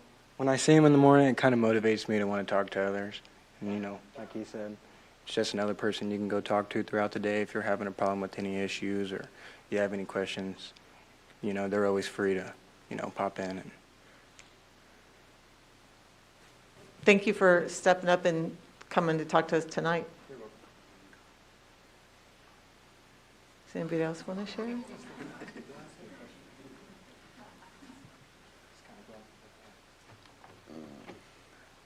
I feel like really safe whenever they're there. Like they're not just there to protect us, they're there to talk to us. If we're having a bad day, we can talk to them. Like they're not just there. It's like they're not like. You're doing great. They're not just there like make sure that we're safe. Just they're standing around, they're actually out walking around and Yeah. Communicating with us throughout the day. Yeah. That's great. Thanks. I like the teamwork there.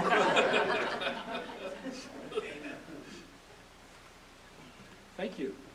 Does anybody else want to come up? Yeah, go. That'd be great. Okay, for my SOR officers, they mean a lot to me. I always go to them. They always talk to me, and they always ask how I'm doing and all that. But I really do trust them. I always come to them like every day when I see them. I always talk to them, ask them how they're doing. They ask me how I'm doing.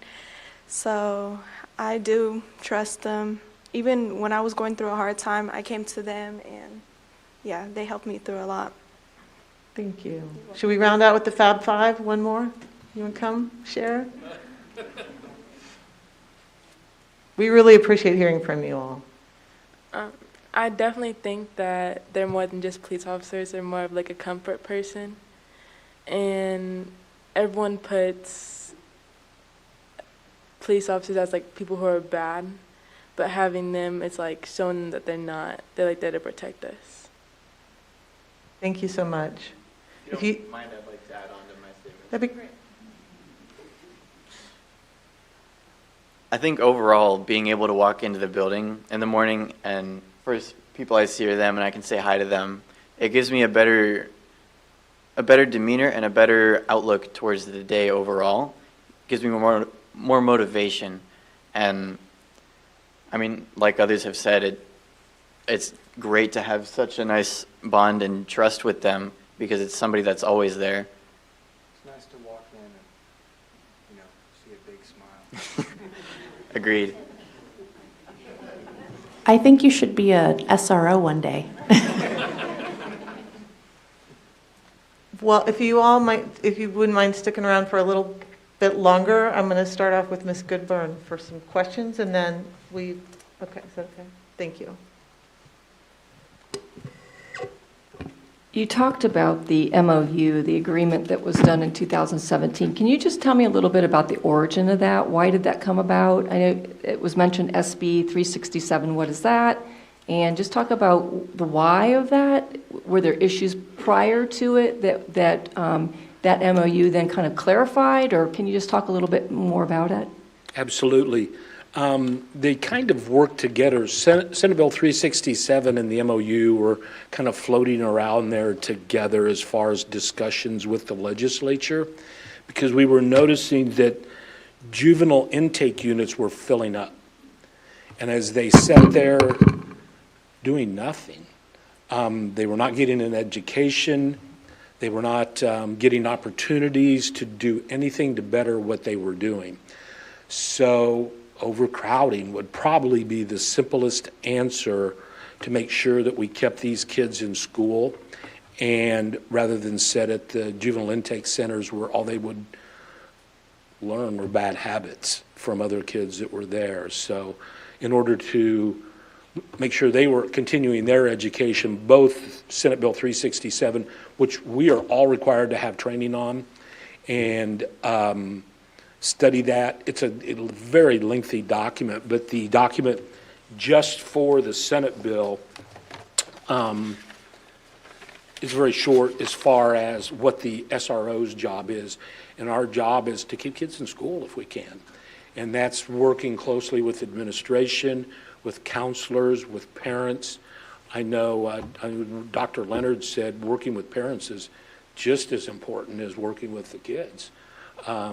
If we're able to understand their family and what's going on that morning and administrators, everyone, when you see that kid sitting on the steps first thing in the morning, we have no idea what they've been through the night before. Most of them, it was perfect. But there were those kids that didn't get dinner, that watched fights, that didn't start the day out as lucky as we did. Keep that in mind as we train and we sit down and sit on the stoop with them and try to become part of what's going on with them. We may not have the answer, but I bet we can find somebody that does. Does that kind of... Yeah, one follow-up would be the MOU then kind of, because we do deal with, we have 14 municipalities within the Shawnee Mission District. We deal with a handful of the actual police departments from the cities. So that MOU, as I understand it, was really able to put everyone on the same page? Correct. Is that treat correct?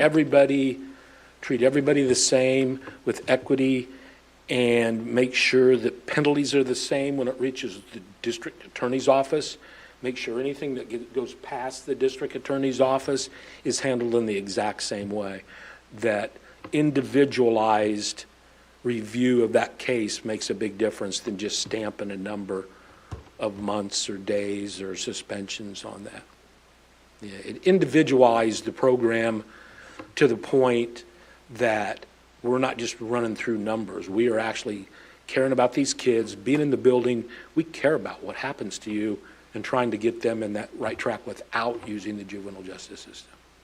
I appreciate this report. It really helped to educate me on the differences between the officers that are in our schools, and I just appreciate all the data and the report. I appreciate all your work. Okay, we're going to go. We have one board member joining us by phone, Mr. Stratton. Do you have any questions? I do. First of all, it's always great to have students in our meeting. It just makes for a better meeting. And I'm watching you on YouTube, so you can go back and watch yourself on YouTube, which I know you spend a little bit of time now and then on YouTube watching. I spent 5 years on the Overland Park Civil Service Commission, which is essentially the police board for Overland Park, kind of like the school board for the police department. And I first learned about SROs in that experience. And we really came to appreciate those that step forward and are part of that, the process to become an SRO. All officers in Overland Park, I can speak to that, go through a rigorous interview process, and in the end, one of the interviews includes one of us, the members of the Civil Service Commission Police Board. So I know, at least from an Overland Park perspective, it's quite a rigorous process to become an officer, so I've always respected them from that end. But as you can well know, they're probably having a tougher time recruiting than ever, just like we are in education. So my question is, do we have any pairings up that also are part of the Project Blue Eagle? And do we have any students that have gone through that have maybe even shown they want to become an SRO someday? I don't think I could put a number in it right at this moment. I know one of our officers, Officer Tony Woolen, teaches with that unit quite a bit, and he might be able to answer how many are going through that process.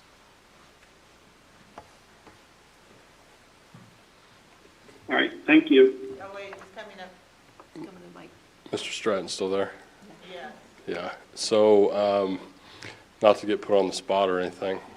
Greetings, everyone. I'm Tony Woolen from Shawnee Mission East, and as the chief said, I have spent time at Blue Eagle, and I don't honestly I don't know how many people number-wise have graduated from Blue Eagle and have actually gone on into law enforcement, or more specifically into an SRO position.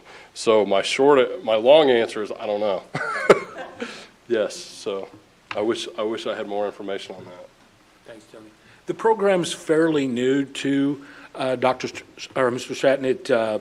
The first group would just now be reaching the age that they could apply to be a full-time police officer.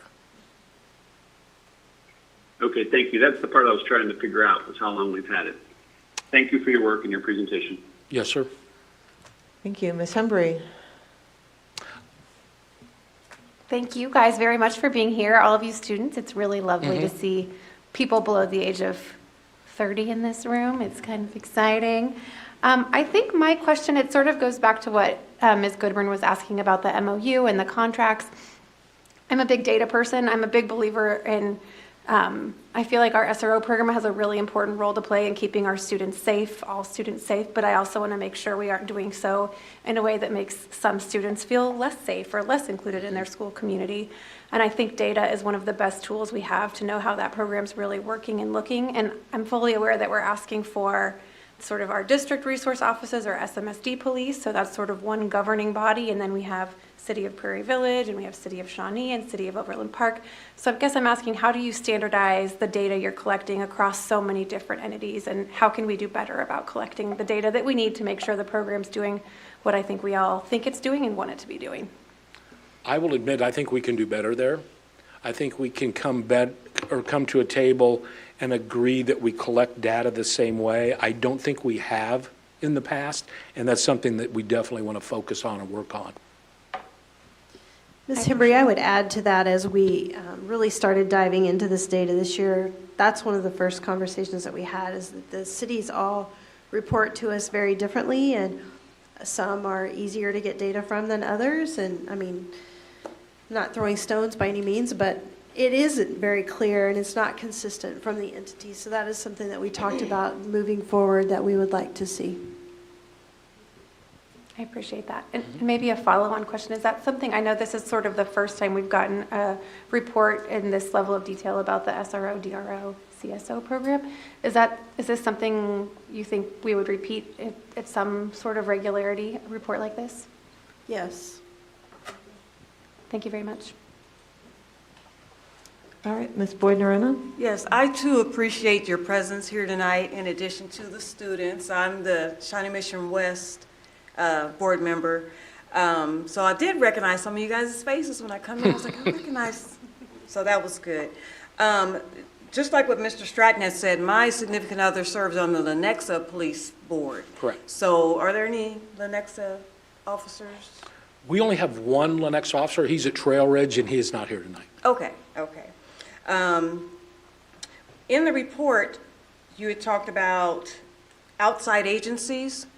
When or who represents that population or that? So the outside agencies are any city that has an SRO assigned to a building. So that would be Lenexa, Shawnee, Overland Park, and Prairie Village. Okay. All righty.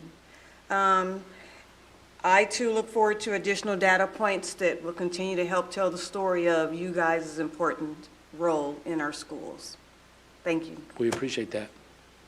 I just want to close with, do you have a question? I'm sorry. We do have a couple more. Oh, Do you I'm mind? sorry. We have Ms. Borgman and Ms. Owsley, and then Okay. we can. Thank you for the presentation, and thank you, students, so much for standing up and talking to us.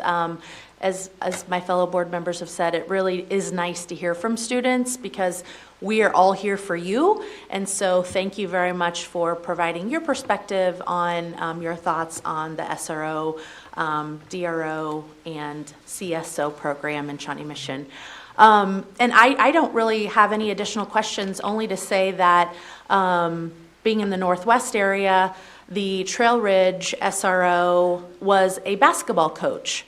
And, you know, I think for many students that, you know, don't connect with an SRO on a daily basis for whatever reason, maybe they're shy or, you know, quiet or whatever, having opportunities like that sort of outside of a traditional school setting where they can get to know their SRO, it was nice that my daughter got to know the SRO because I feel like she is a little on the quiet side. And so okay, well, not at home, but at school.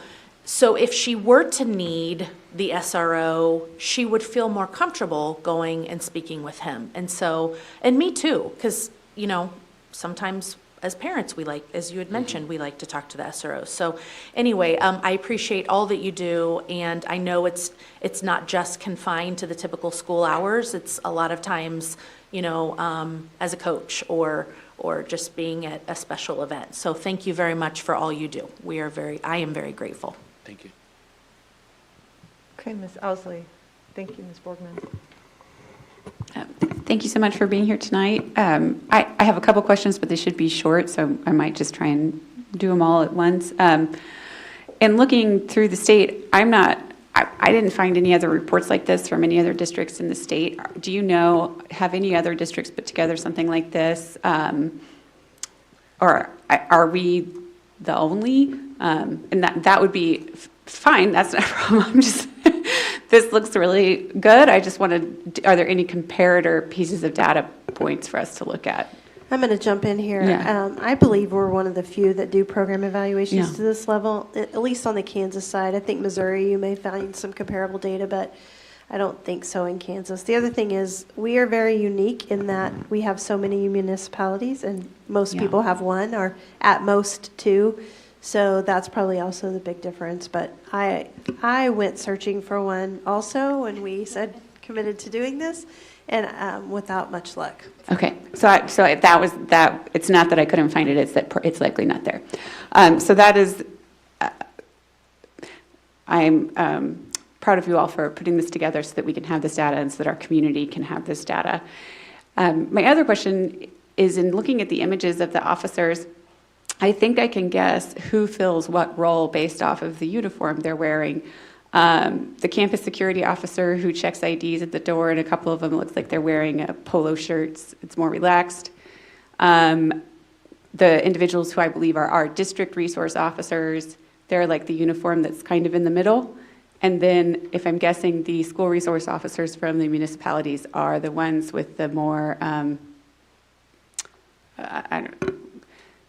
more gear on them. Am I reading that correctly, or is it? Pretty much. Officer Myers from Prairie Village wears a soft, what we consider a soft uniform. Mm-hmm. Tony wears the traditional uniform, as does every other SRO. So they're fairly similar. Okay. The only thing that's really different in those uniforms are what it says on their badge or on their patch. Well, I'm just curious because some of the softer uniforms, it's much more approachable looking. And some of the other uniforms, there's definitely an aspect of like that. Those are individuals there for more security. So I was just curious if the uniforms were differing from the role, or if it's just a difference. There's not a reason for the difference. It's kind of combination. So where is Deborah? Deborah's is soft. She's the person sitting at the desk. She's in a static position all day. Want those people to be as comfortable as possible as they do their job. Seth is also a detective, so he can be called away to other locations. That's something Prairie Village chose.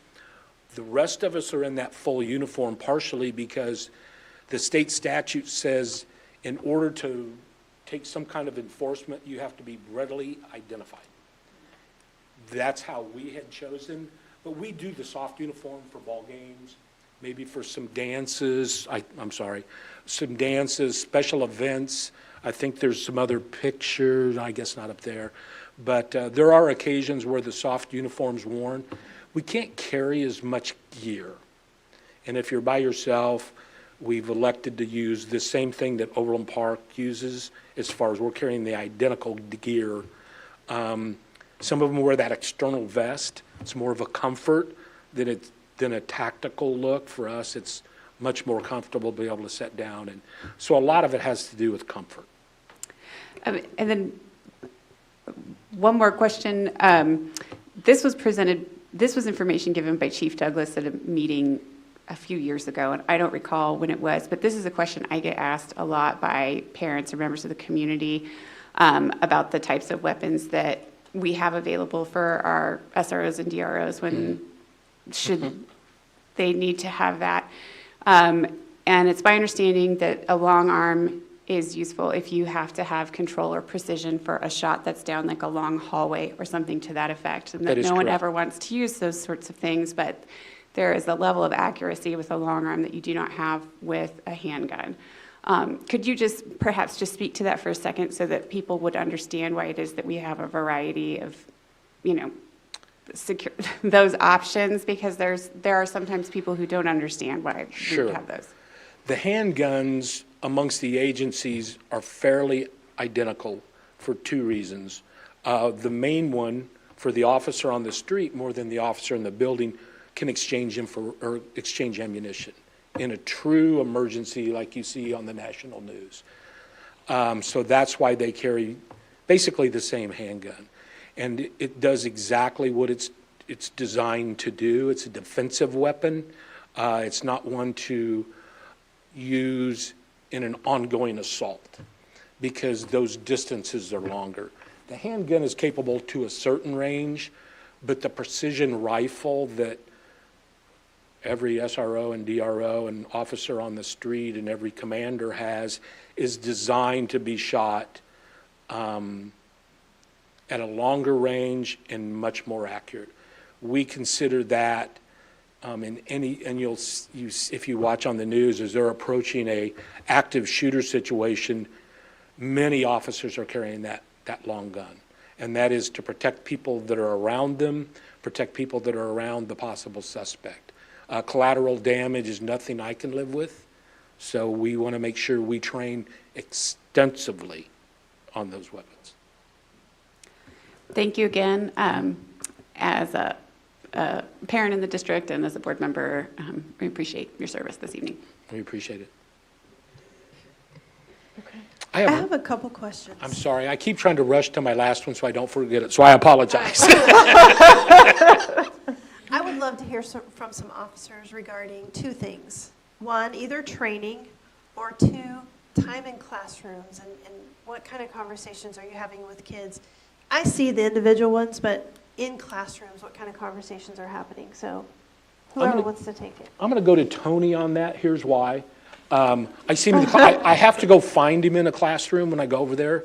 He's either at a pie contest, a baking contest, or a woodworking contest. So I'll let Officer Woodland answer that. Hi again. I love getting in the classroom. That is absolutely of the three roles that an SRO serves: law-related teacher, law-related counselor, and law enforcement officer. That's the most fun for me. And so, in answer to your question, Seth and I get in the classroom countless times, and it could be on a whole myriad of different topics. Typically, when the government classes are talking about Bill of Rights, then Seth and I will go in and we do a ton of role playing, real life situations with the students that not only educate them but make the education time that we have with them the fun. The myriad of questions that come up is unbelievable. Anything from driving to what if somebody I knew hosted a party, and therefore not only to build relationships with the kids but give them real life information with how things go if they make decisions in a certain way. So I can't even tell you how many times a year we get in the classroom. But All right, how about a different officer on training? Different trainings that you do. Officer Laughlin. Good evening. I'm Philip Laughlin, District Resource Officer. And like the chief covered, our training is extensive. It takes a very special, vigorously trained, selected individual to be an SRO. It's one of the most rewarding and challenging jobs in law enforcement, which is why it's so important to get that training aspect. Not only are we NASRO certified through the National Association of School Resource Officers, we train constantly on de-escalation techniques, on dealing with people who are having mental crisis or those with mental health, autism awareness, and the list goes on and on and on. I think the slide showed that last year collectively we had over 645 hours of training. We go to juvenile training conferences, we do online training, tabletop exercises. It's extensive, and that helps us know what our role is. It helps us remind us how to deal with the students and to work with the administration in a very positive way. It's nothing like you see on TV or on the street. It's working in the schools is a very, very special to me to work in the schools with these kids, and I know it is for my colleagues as well. Thank you. I wanted to mention before they leave, first I wanted to thank the students and the officers for taking time out of your evening tonight, as well as Chief. But you know, there's a stat, and I believe the importance of data, and it's been brought up several times tonight, and I agree 100% with that. And we're going to do better at that in future years. But one piece of data that you're never going to see, and that's the data that all of those officers that work with kids, and they're so proactive to help these kids make decisions to where they don't become a number or a statistic, that's a number that we'll never know. And relationships have been talked about a lot about caring, but the importance of relationships with our officers and our kids is vital to our buildings, and it's vital to our success, and it's extremely vital to help keep our schools safe, because when kids hear things or hear rumors, they're comfortable talking to the officers to prevent somebody from making a poor decision. So that stat on being proactive is something we'll never know what it is, but as long as we continue to keep putting good officers or working with our kids, and our kids trust our officers, we got some awesome opportunities to continue the success that we've had. So thank you for your hard work. I know it's not easy, but I appreciate what you do. Thank you all for being here tonight. Really appreciate it. All right, Chief Schmidt, Yeah. here's your chance. You want to make a closing statement? I've just been wanting this one so bad. So the governor's task force from 20 through 21 sent out some criteria to school districts based on SROs, what they felt was important for a SRO program in your building. So they came out, I think there's 7 of them altogether, and I'll go through them. But you'll notice each one has a check mark. We were doing them before the governor's task force ever met. We were light years ahead of that data. Not anything bad about what the task force was doing, but we were very fortunate to be here in Johnson County and have all of this information and knowledge around us with all of the school districts that we were doing every single one of those that they asked us to do. So I think that, yeah, that's 4, and then there were 3 more. So we do lots of stuff. We work about 350 events outside of our regular hours, dances, parades, and we love it. These kids count on us. Events are calm and quiet because they know us. We're part of their group, and we appreciate the opportunity to be here. Like I said, I had 35 years of law enforcement before I arrived here, and I didn't have this much fun until I got here. Kids are great to work with. It's just something special. So. Well, thank you all for kicking off the week in such a positive and inspiring way. Have a great week. I would just say thank you all for being here, students and officers. I know you took time out of your year, so thank you for doing that.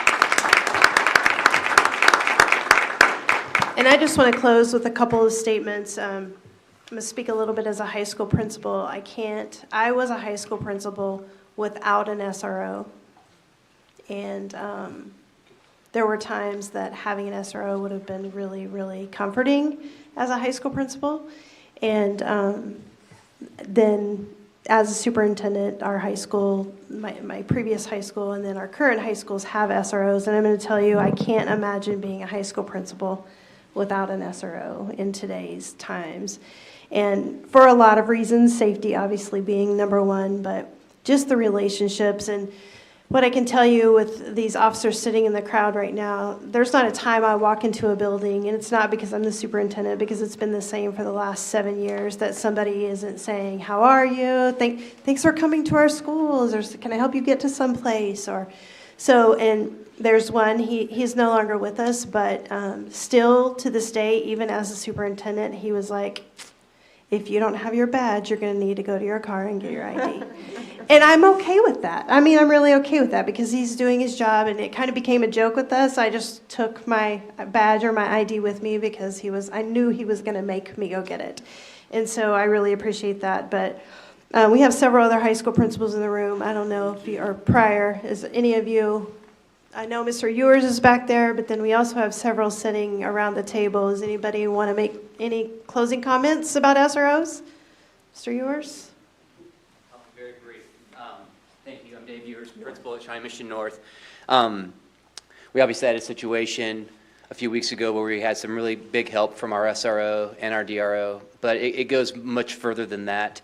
One of the things on the slides, first responder, there's been several instances at Shawnee Mission North when we've needed an ambulance, and that SRO through the dispatch can get an ambulance there faster than a regular 911 call. I mean, just something that you don't think about that's so huge and vital to keeping kids safe.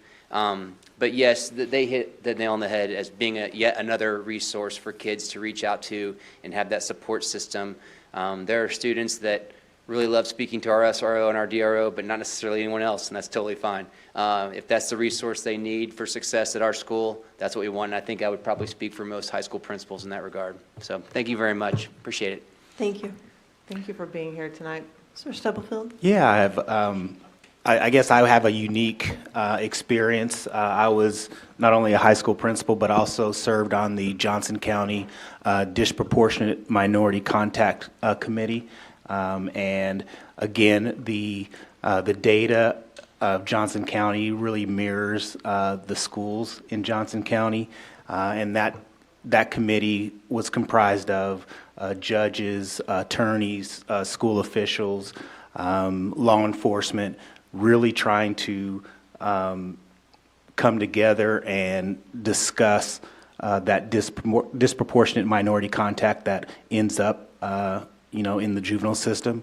And I thought that was really great conversations that allowed me as a building principal, as a district leader, to bring those conversations back to our district and have those really important conversations of some of the why that surrounds that. Again, not going to solve that, I don't think, in Shawnee Mission, but making sure that that's out in front and having those conversations and I think is important, especially for our students of color in our district.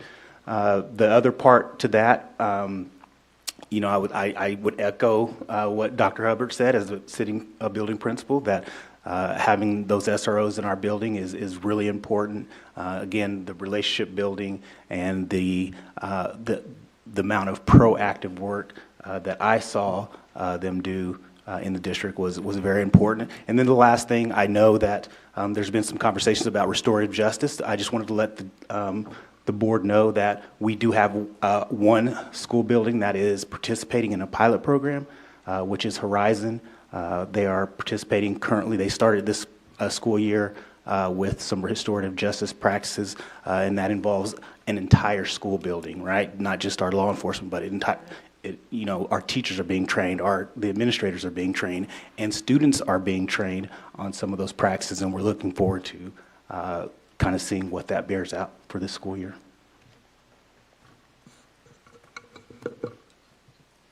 Dr. Ziegler, go ahead. I just want to build on what Mr. Stubblefield referenced. So the county has convened the Disproportionate Minority Contact Group, the study group.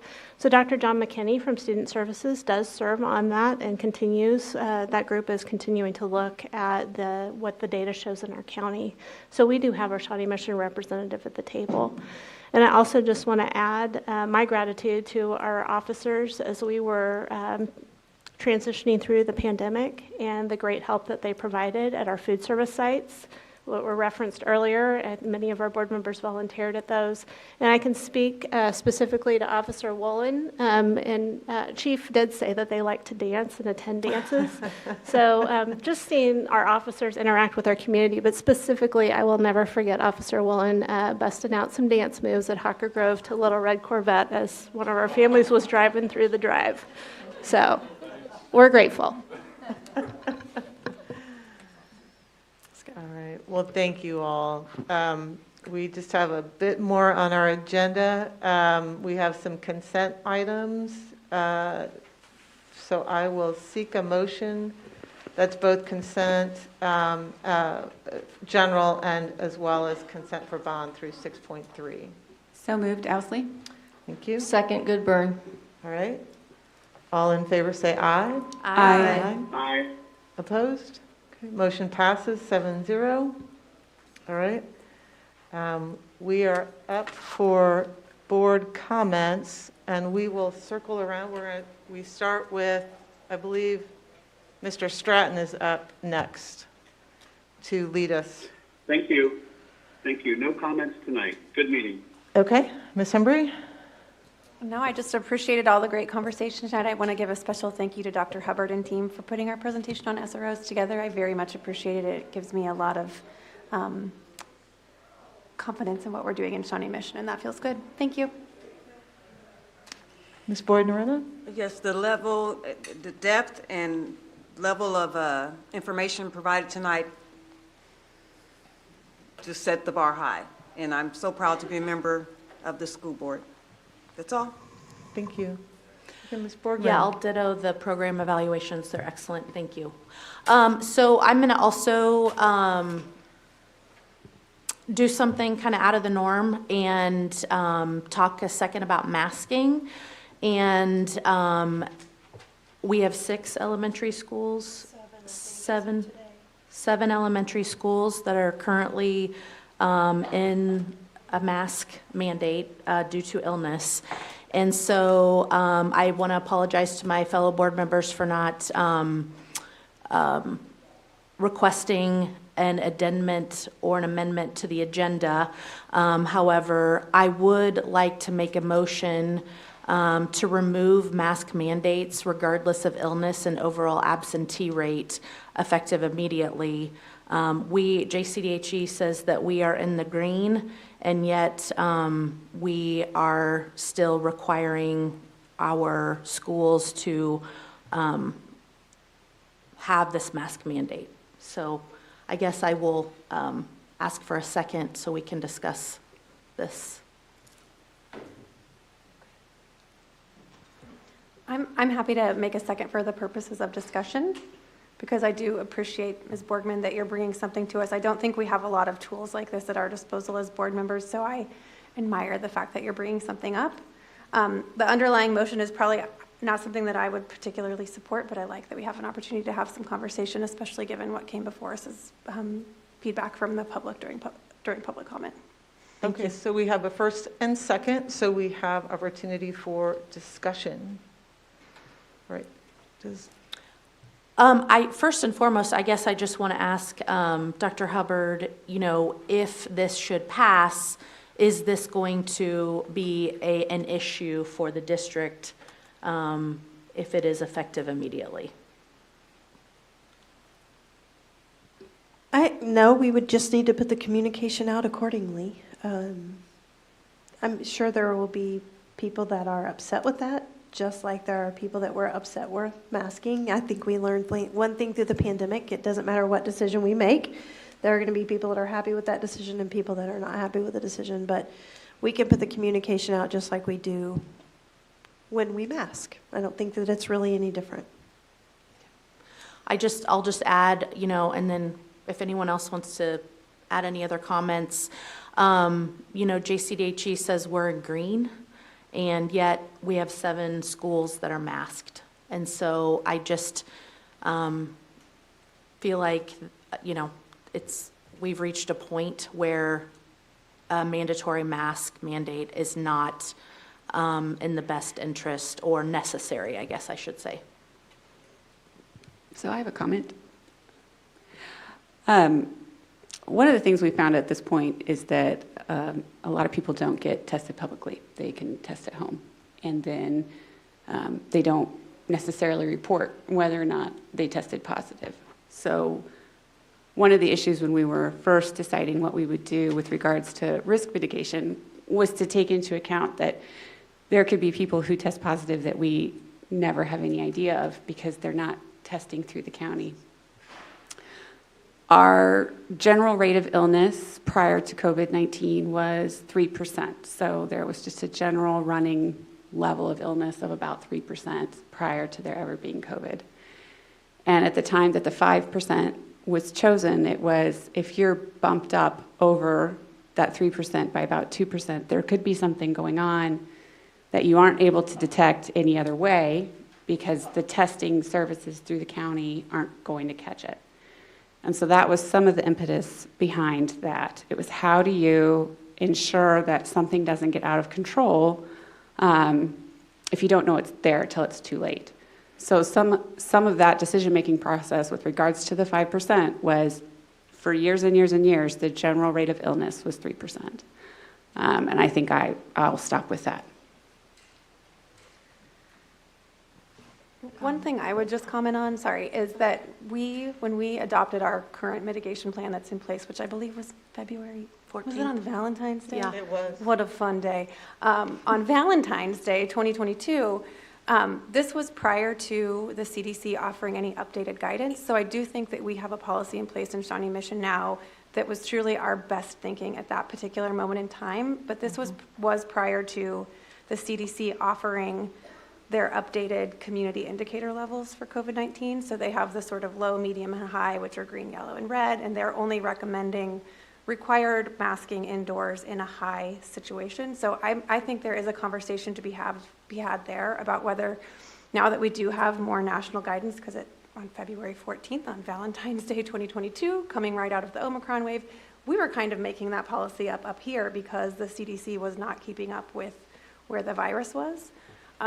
So I think there is a possibility to kind of reattach ourselves to CDC guidance that would be a really wise thing to consider. This may not be the time or the place, and it may not be the elimination of masking altogether. Or I think we always need to have a path in place where that masking comes back in, but our thresholds are very different than what the CDC has recommended, which is much more tied to hospital admissions, percent of staffed inpatient beds, COVID-19 admissions per 100. You know, they've set out 3 specific community metrics that are different than building level metrics. So I think there's some consideration there, but I do think we need to have a plan for when we put masks back on, and I think we need to have plans for when they come back off. So I wouldn't support getting rid of them altogether because of that.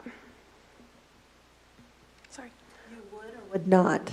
No, I think we need to have something that we're looking at to tell us when it's time to put them on and put them off. But I'm not sure that this 5% level is the thing or is not the thing. And I guess I'm just pointing out that we do now have CDC guidance we could look to guide what we do next.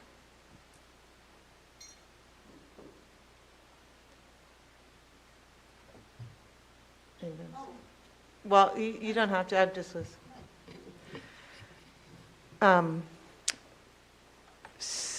So part of my thought process is in terms of thinking about mandatory attendance requirements, the opportunities for vaccinations are a couple of the components I think that come into play for public schools that are different than other settings. And so I do appreciate having some kind of mechanism in place that allows us to live through COVID that is as tight as possible to the building level. I feel like that's kind of the smallest unit that we can go to be as responsive as possible. And so while I am open to discussion, at some point, I don't think we're prepared. I personally don't feel like we have something to replace it in, and rescinding it feels like is not a direction that encompasses all the needs of our students and our staff. I don't know, Mr. Stratton, do you want to add any comments or thoughts? No, thank you. Anybody else? I would echo that concern. I'm a little bit actually surprised by this, which is something that in our expectation of board members, I think we're not supposed to be surprised at the dais. We're supposed to have information 48 hours prior to something on the agenda, and every opportunity somebody could have amended the agenda to add it, but I just feel like there's a whole missing component of information from the staff that they could have had time to come up with different recommendations about changing this. And so I feel like I would like to have a conversation soon, potentially about this, maybe in a special meeting or in 2 weeks at our next board meeting, but I feel like at this point I'm not prepared to be able to make a decision on this, knowing about it the last 5 minutes or 10 minutes. Sure, and I understand that. the option was, do you wait 2 more weeks? And so with 7 elementary schools and masking, mandatory masking, while JCDHE says that we're in green, I wanted to forgo my comfort and the comfort of the board to, in my opinion, almost adhere to JCDHE, and because we're in green. And so, we had previously adopted JCDHE's school gating criteria, and again, we're in green. So, or the JCDHE says we're in green. So I absolutely respect the fact that, we should have a discussion, and hopefully, in 2 weeks we can have a discussion and recommendations. But again, I wanted to forego my comfort and the comfort of the board to think about kids and what kids are going through day in and day out, sitting with a mask on, being forced to sit with a mask on when JCDHE says that we're in green. So again, I do apologize for causing a surprise or discomfort amongst the board. Certainly that's not fun for any of us, me included. We've certainly been here before, a lot of times. But again, I'm just trying to think about kids, and, if JCDHE says that we're in green, and we do have mask optional, and students who want to wear a mask have the option, that was my line of thinking in making this motion during our board meeting, so. Okay, so we have a first and second in discussion. I just want to probably add, when you say you're thinking about kids, you're not saying that, you're also saying, we're all thinking about kids, right? For clarification purposes. 'Cause, Absolutely. right, I'm speaking for myself, just like you're speaking for yourself. Right. I'm not insinuating that you're thinking about kids from a different perspective, right? We're all thinking about kids from our own lenses and from what our constituents are saying, this is what we would like to see the direction of the district. So again, this. I just wanted to give you that up. Yeah, Just absolutely. to clarify that. I'm only speaking for myself. Right. Yeah. And you would, right, I think we would all agree we're all thinking about kids. Yeah. Right. Absolutely. Yep. Okay. Thank you. I appreciate that. Yeah. Thank you very much. Yep. Okay. So, would you want to do a roll call vote, Dr. Sinclair, or do you want to just do a consensus vote, or what does that look like for you?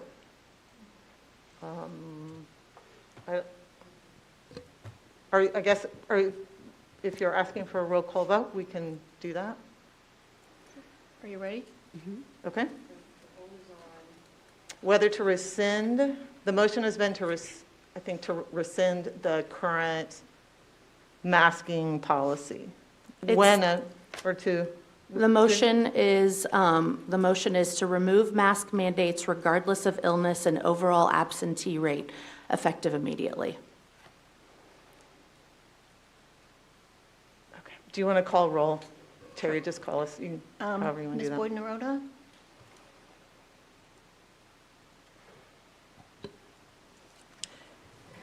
I'd say no at this time. Okay, Ms. Hembry? No. Mr. Stratton? No. Ms. Goodburn? No. Dr. Sinclair? No. Ms. Owsley? No. Ms. Borgman? Yes. 6-1. Okay. Motion fails 6-1. All right. Well, appreciate everyone speaking from the. Can I explain my vote quickly? Absolutely. I'm not against having a conversation. I'm against the way it was done tonight. So I'm not against having a conversation, and I would like to have either a special meeting if we want to do it sooner, or in 2 weeks, we could discuss it then. But I'm against the way it was handled tonight. So I need a little direction. If we want a special meeting, we can absolutely make a recommendation for you, or we can wait until Monday the 25th and make it there. I would be available for either one, and so as long as you guys have some time to be able to put something together, I mean, you have some time to digest. Did you say you would be available for either one? Yes, I Okay. would be available for either one, so. I mean, I'm not, I would love to have the discussion because I think that there are metrics that are saying that, potentially masks should come off, but I'm just not for it tonight. And I would just say that our threshold is exceptionally low. I would love to have conversation about the thresholds and the thresholds that we had in place prior to COVID.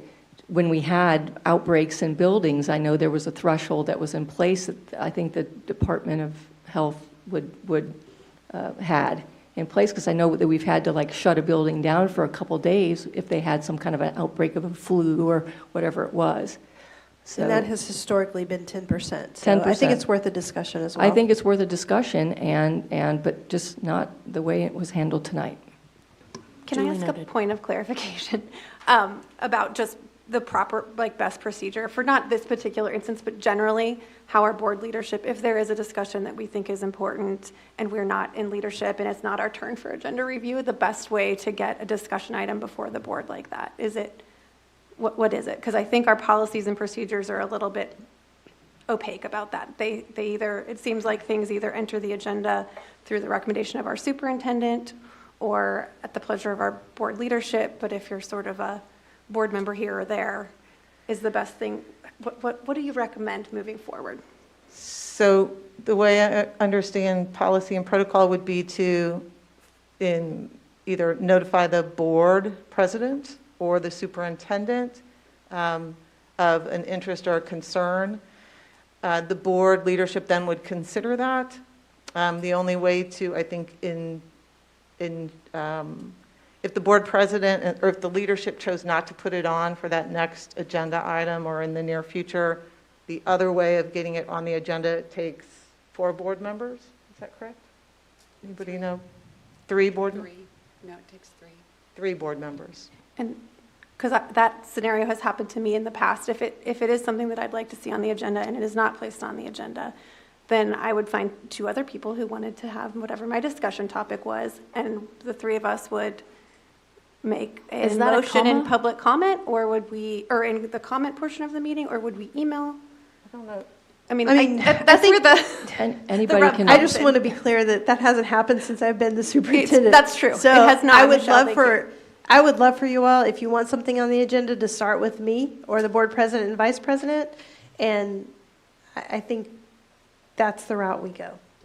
And then if you don't get something on the agenda that you want on the agenda, then we have further conversations. But had this come to me, I would have put it on the agenda.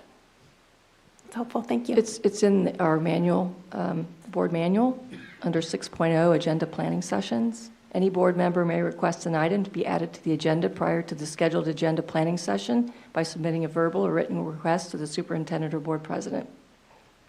You can also amend the agenda. Somebody could have amended the agenda today to add that discussion to the agenda. Prior to the, well, you can actually do it also, I believe. We don't follow exact parliamentary procedure, but I believe that you can amend an agenda even after you've already voted to approve the agenda. You can amend it. I think it supposedly takes a little bit more than just a majority vote, like, is that 2/3? 2/3 vote? I don't know, but we don't follow exact, so I imagine it would just take a majority of the board to do that. I ask in part because I just went to KASB this past weekend, and one of the sessions I went to was on parliamentary procedure. And one of the things that I thought was a really interesting aha, and I know we're almost done and people are ready to go on, I'm sorry, was that the more controversial a topic is, the more formality that is required as a board to work through controversial topics. And I just point that out as sort of, I think we've had a lot of experience in the last 2 years with controversial topics, and I think it has exposed some of the places where we don't have that formality built into our system to actually handle some of the controversy. So I put it out there as maybe a discussion topic for a future board retreat or something, to just think about when we do have controversial things come up, how we can work through them in a way that everyone, the main point of a parliamentary procedure is to determine the will of the governing body as efficiently as possible without, while still making room for the minority viewpoint to be heard. So I think we have some growing pains there, as we're a district that has now had a lot of experience with controversy over the last couple of years. I think we've had some lessons learned on the governance side that we could incorporate. How soon could we, if we had a public meeting, how soon could we How much time do you need? I mean, I would say as early, I'm just looking at calendar real quick. I mean, as early as Wednesday? I think we could pull it off by Wednesday? I would absolutely support a special meeting to discuss. So can we take the scheduling, do we need to do the scheduling now, or can we handle that with, Handle it. through email or something like that? Okay, all right. Any other explanations of vote before we adjourn meeting? You were, We have also. oh, we also, yeah, we have executive session following this, so. Well, I didn't have an opportunity to do my closing comments, but I wanted to give a shout out to the Tomahawk community, in part because it looks like we are looking at some boundary changes. And as a Tomahawk family, I can tell you that our experience there has just been dynamite. The educators, the staff, the principal, the secretary, the neighbor who just turned, I forget if she turned 90 or 100. 95. Thank you, David. Thank you. Our crossing guard, our everything. Our carnival night, our chili cook-off, science fair night, the folks who volunteer with the PTA. It's a really lovely community, and I know that anyone joining us will love it just as much as I do, and that we are very much welcome and open, and as evidenced by the fact that it has the highest in-transfer rate in the report that was given tonight. There are others who have specifically chosen Tomahawk to join. So I just wanted to give Tomahawk a little shout out. You are not allowed to have favorites when you're the at-large member. But it is hard not to sometimes. It's been good to us. So thank you ever much. Thank you, everyone. Okay, so that brings us to the end of the regular meeting. We will have no further business, but we will hold executive session for personnel issues. And Dr. Hubbard, how much time do you think we'll need? 10 minutes. Okay. Could I know, look at what time it is. Okay. Ms. Goodburn, can you? I move we go into executive session to discuss personnel issues pursuant to the non-elected personnel exception under COMA, and the board will reconvene at the boardroom at 8:42.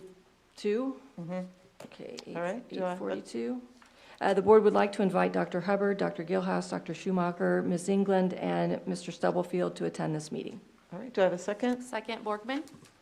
All in favor, say aye. Aye. Aye. Opposed? Motion passes 7-0.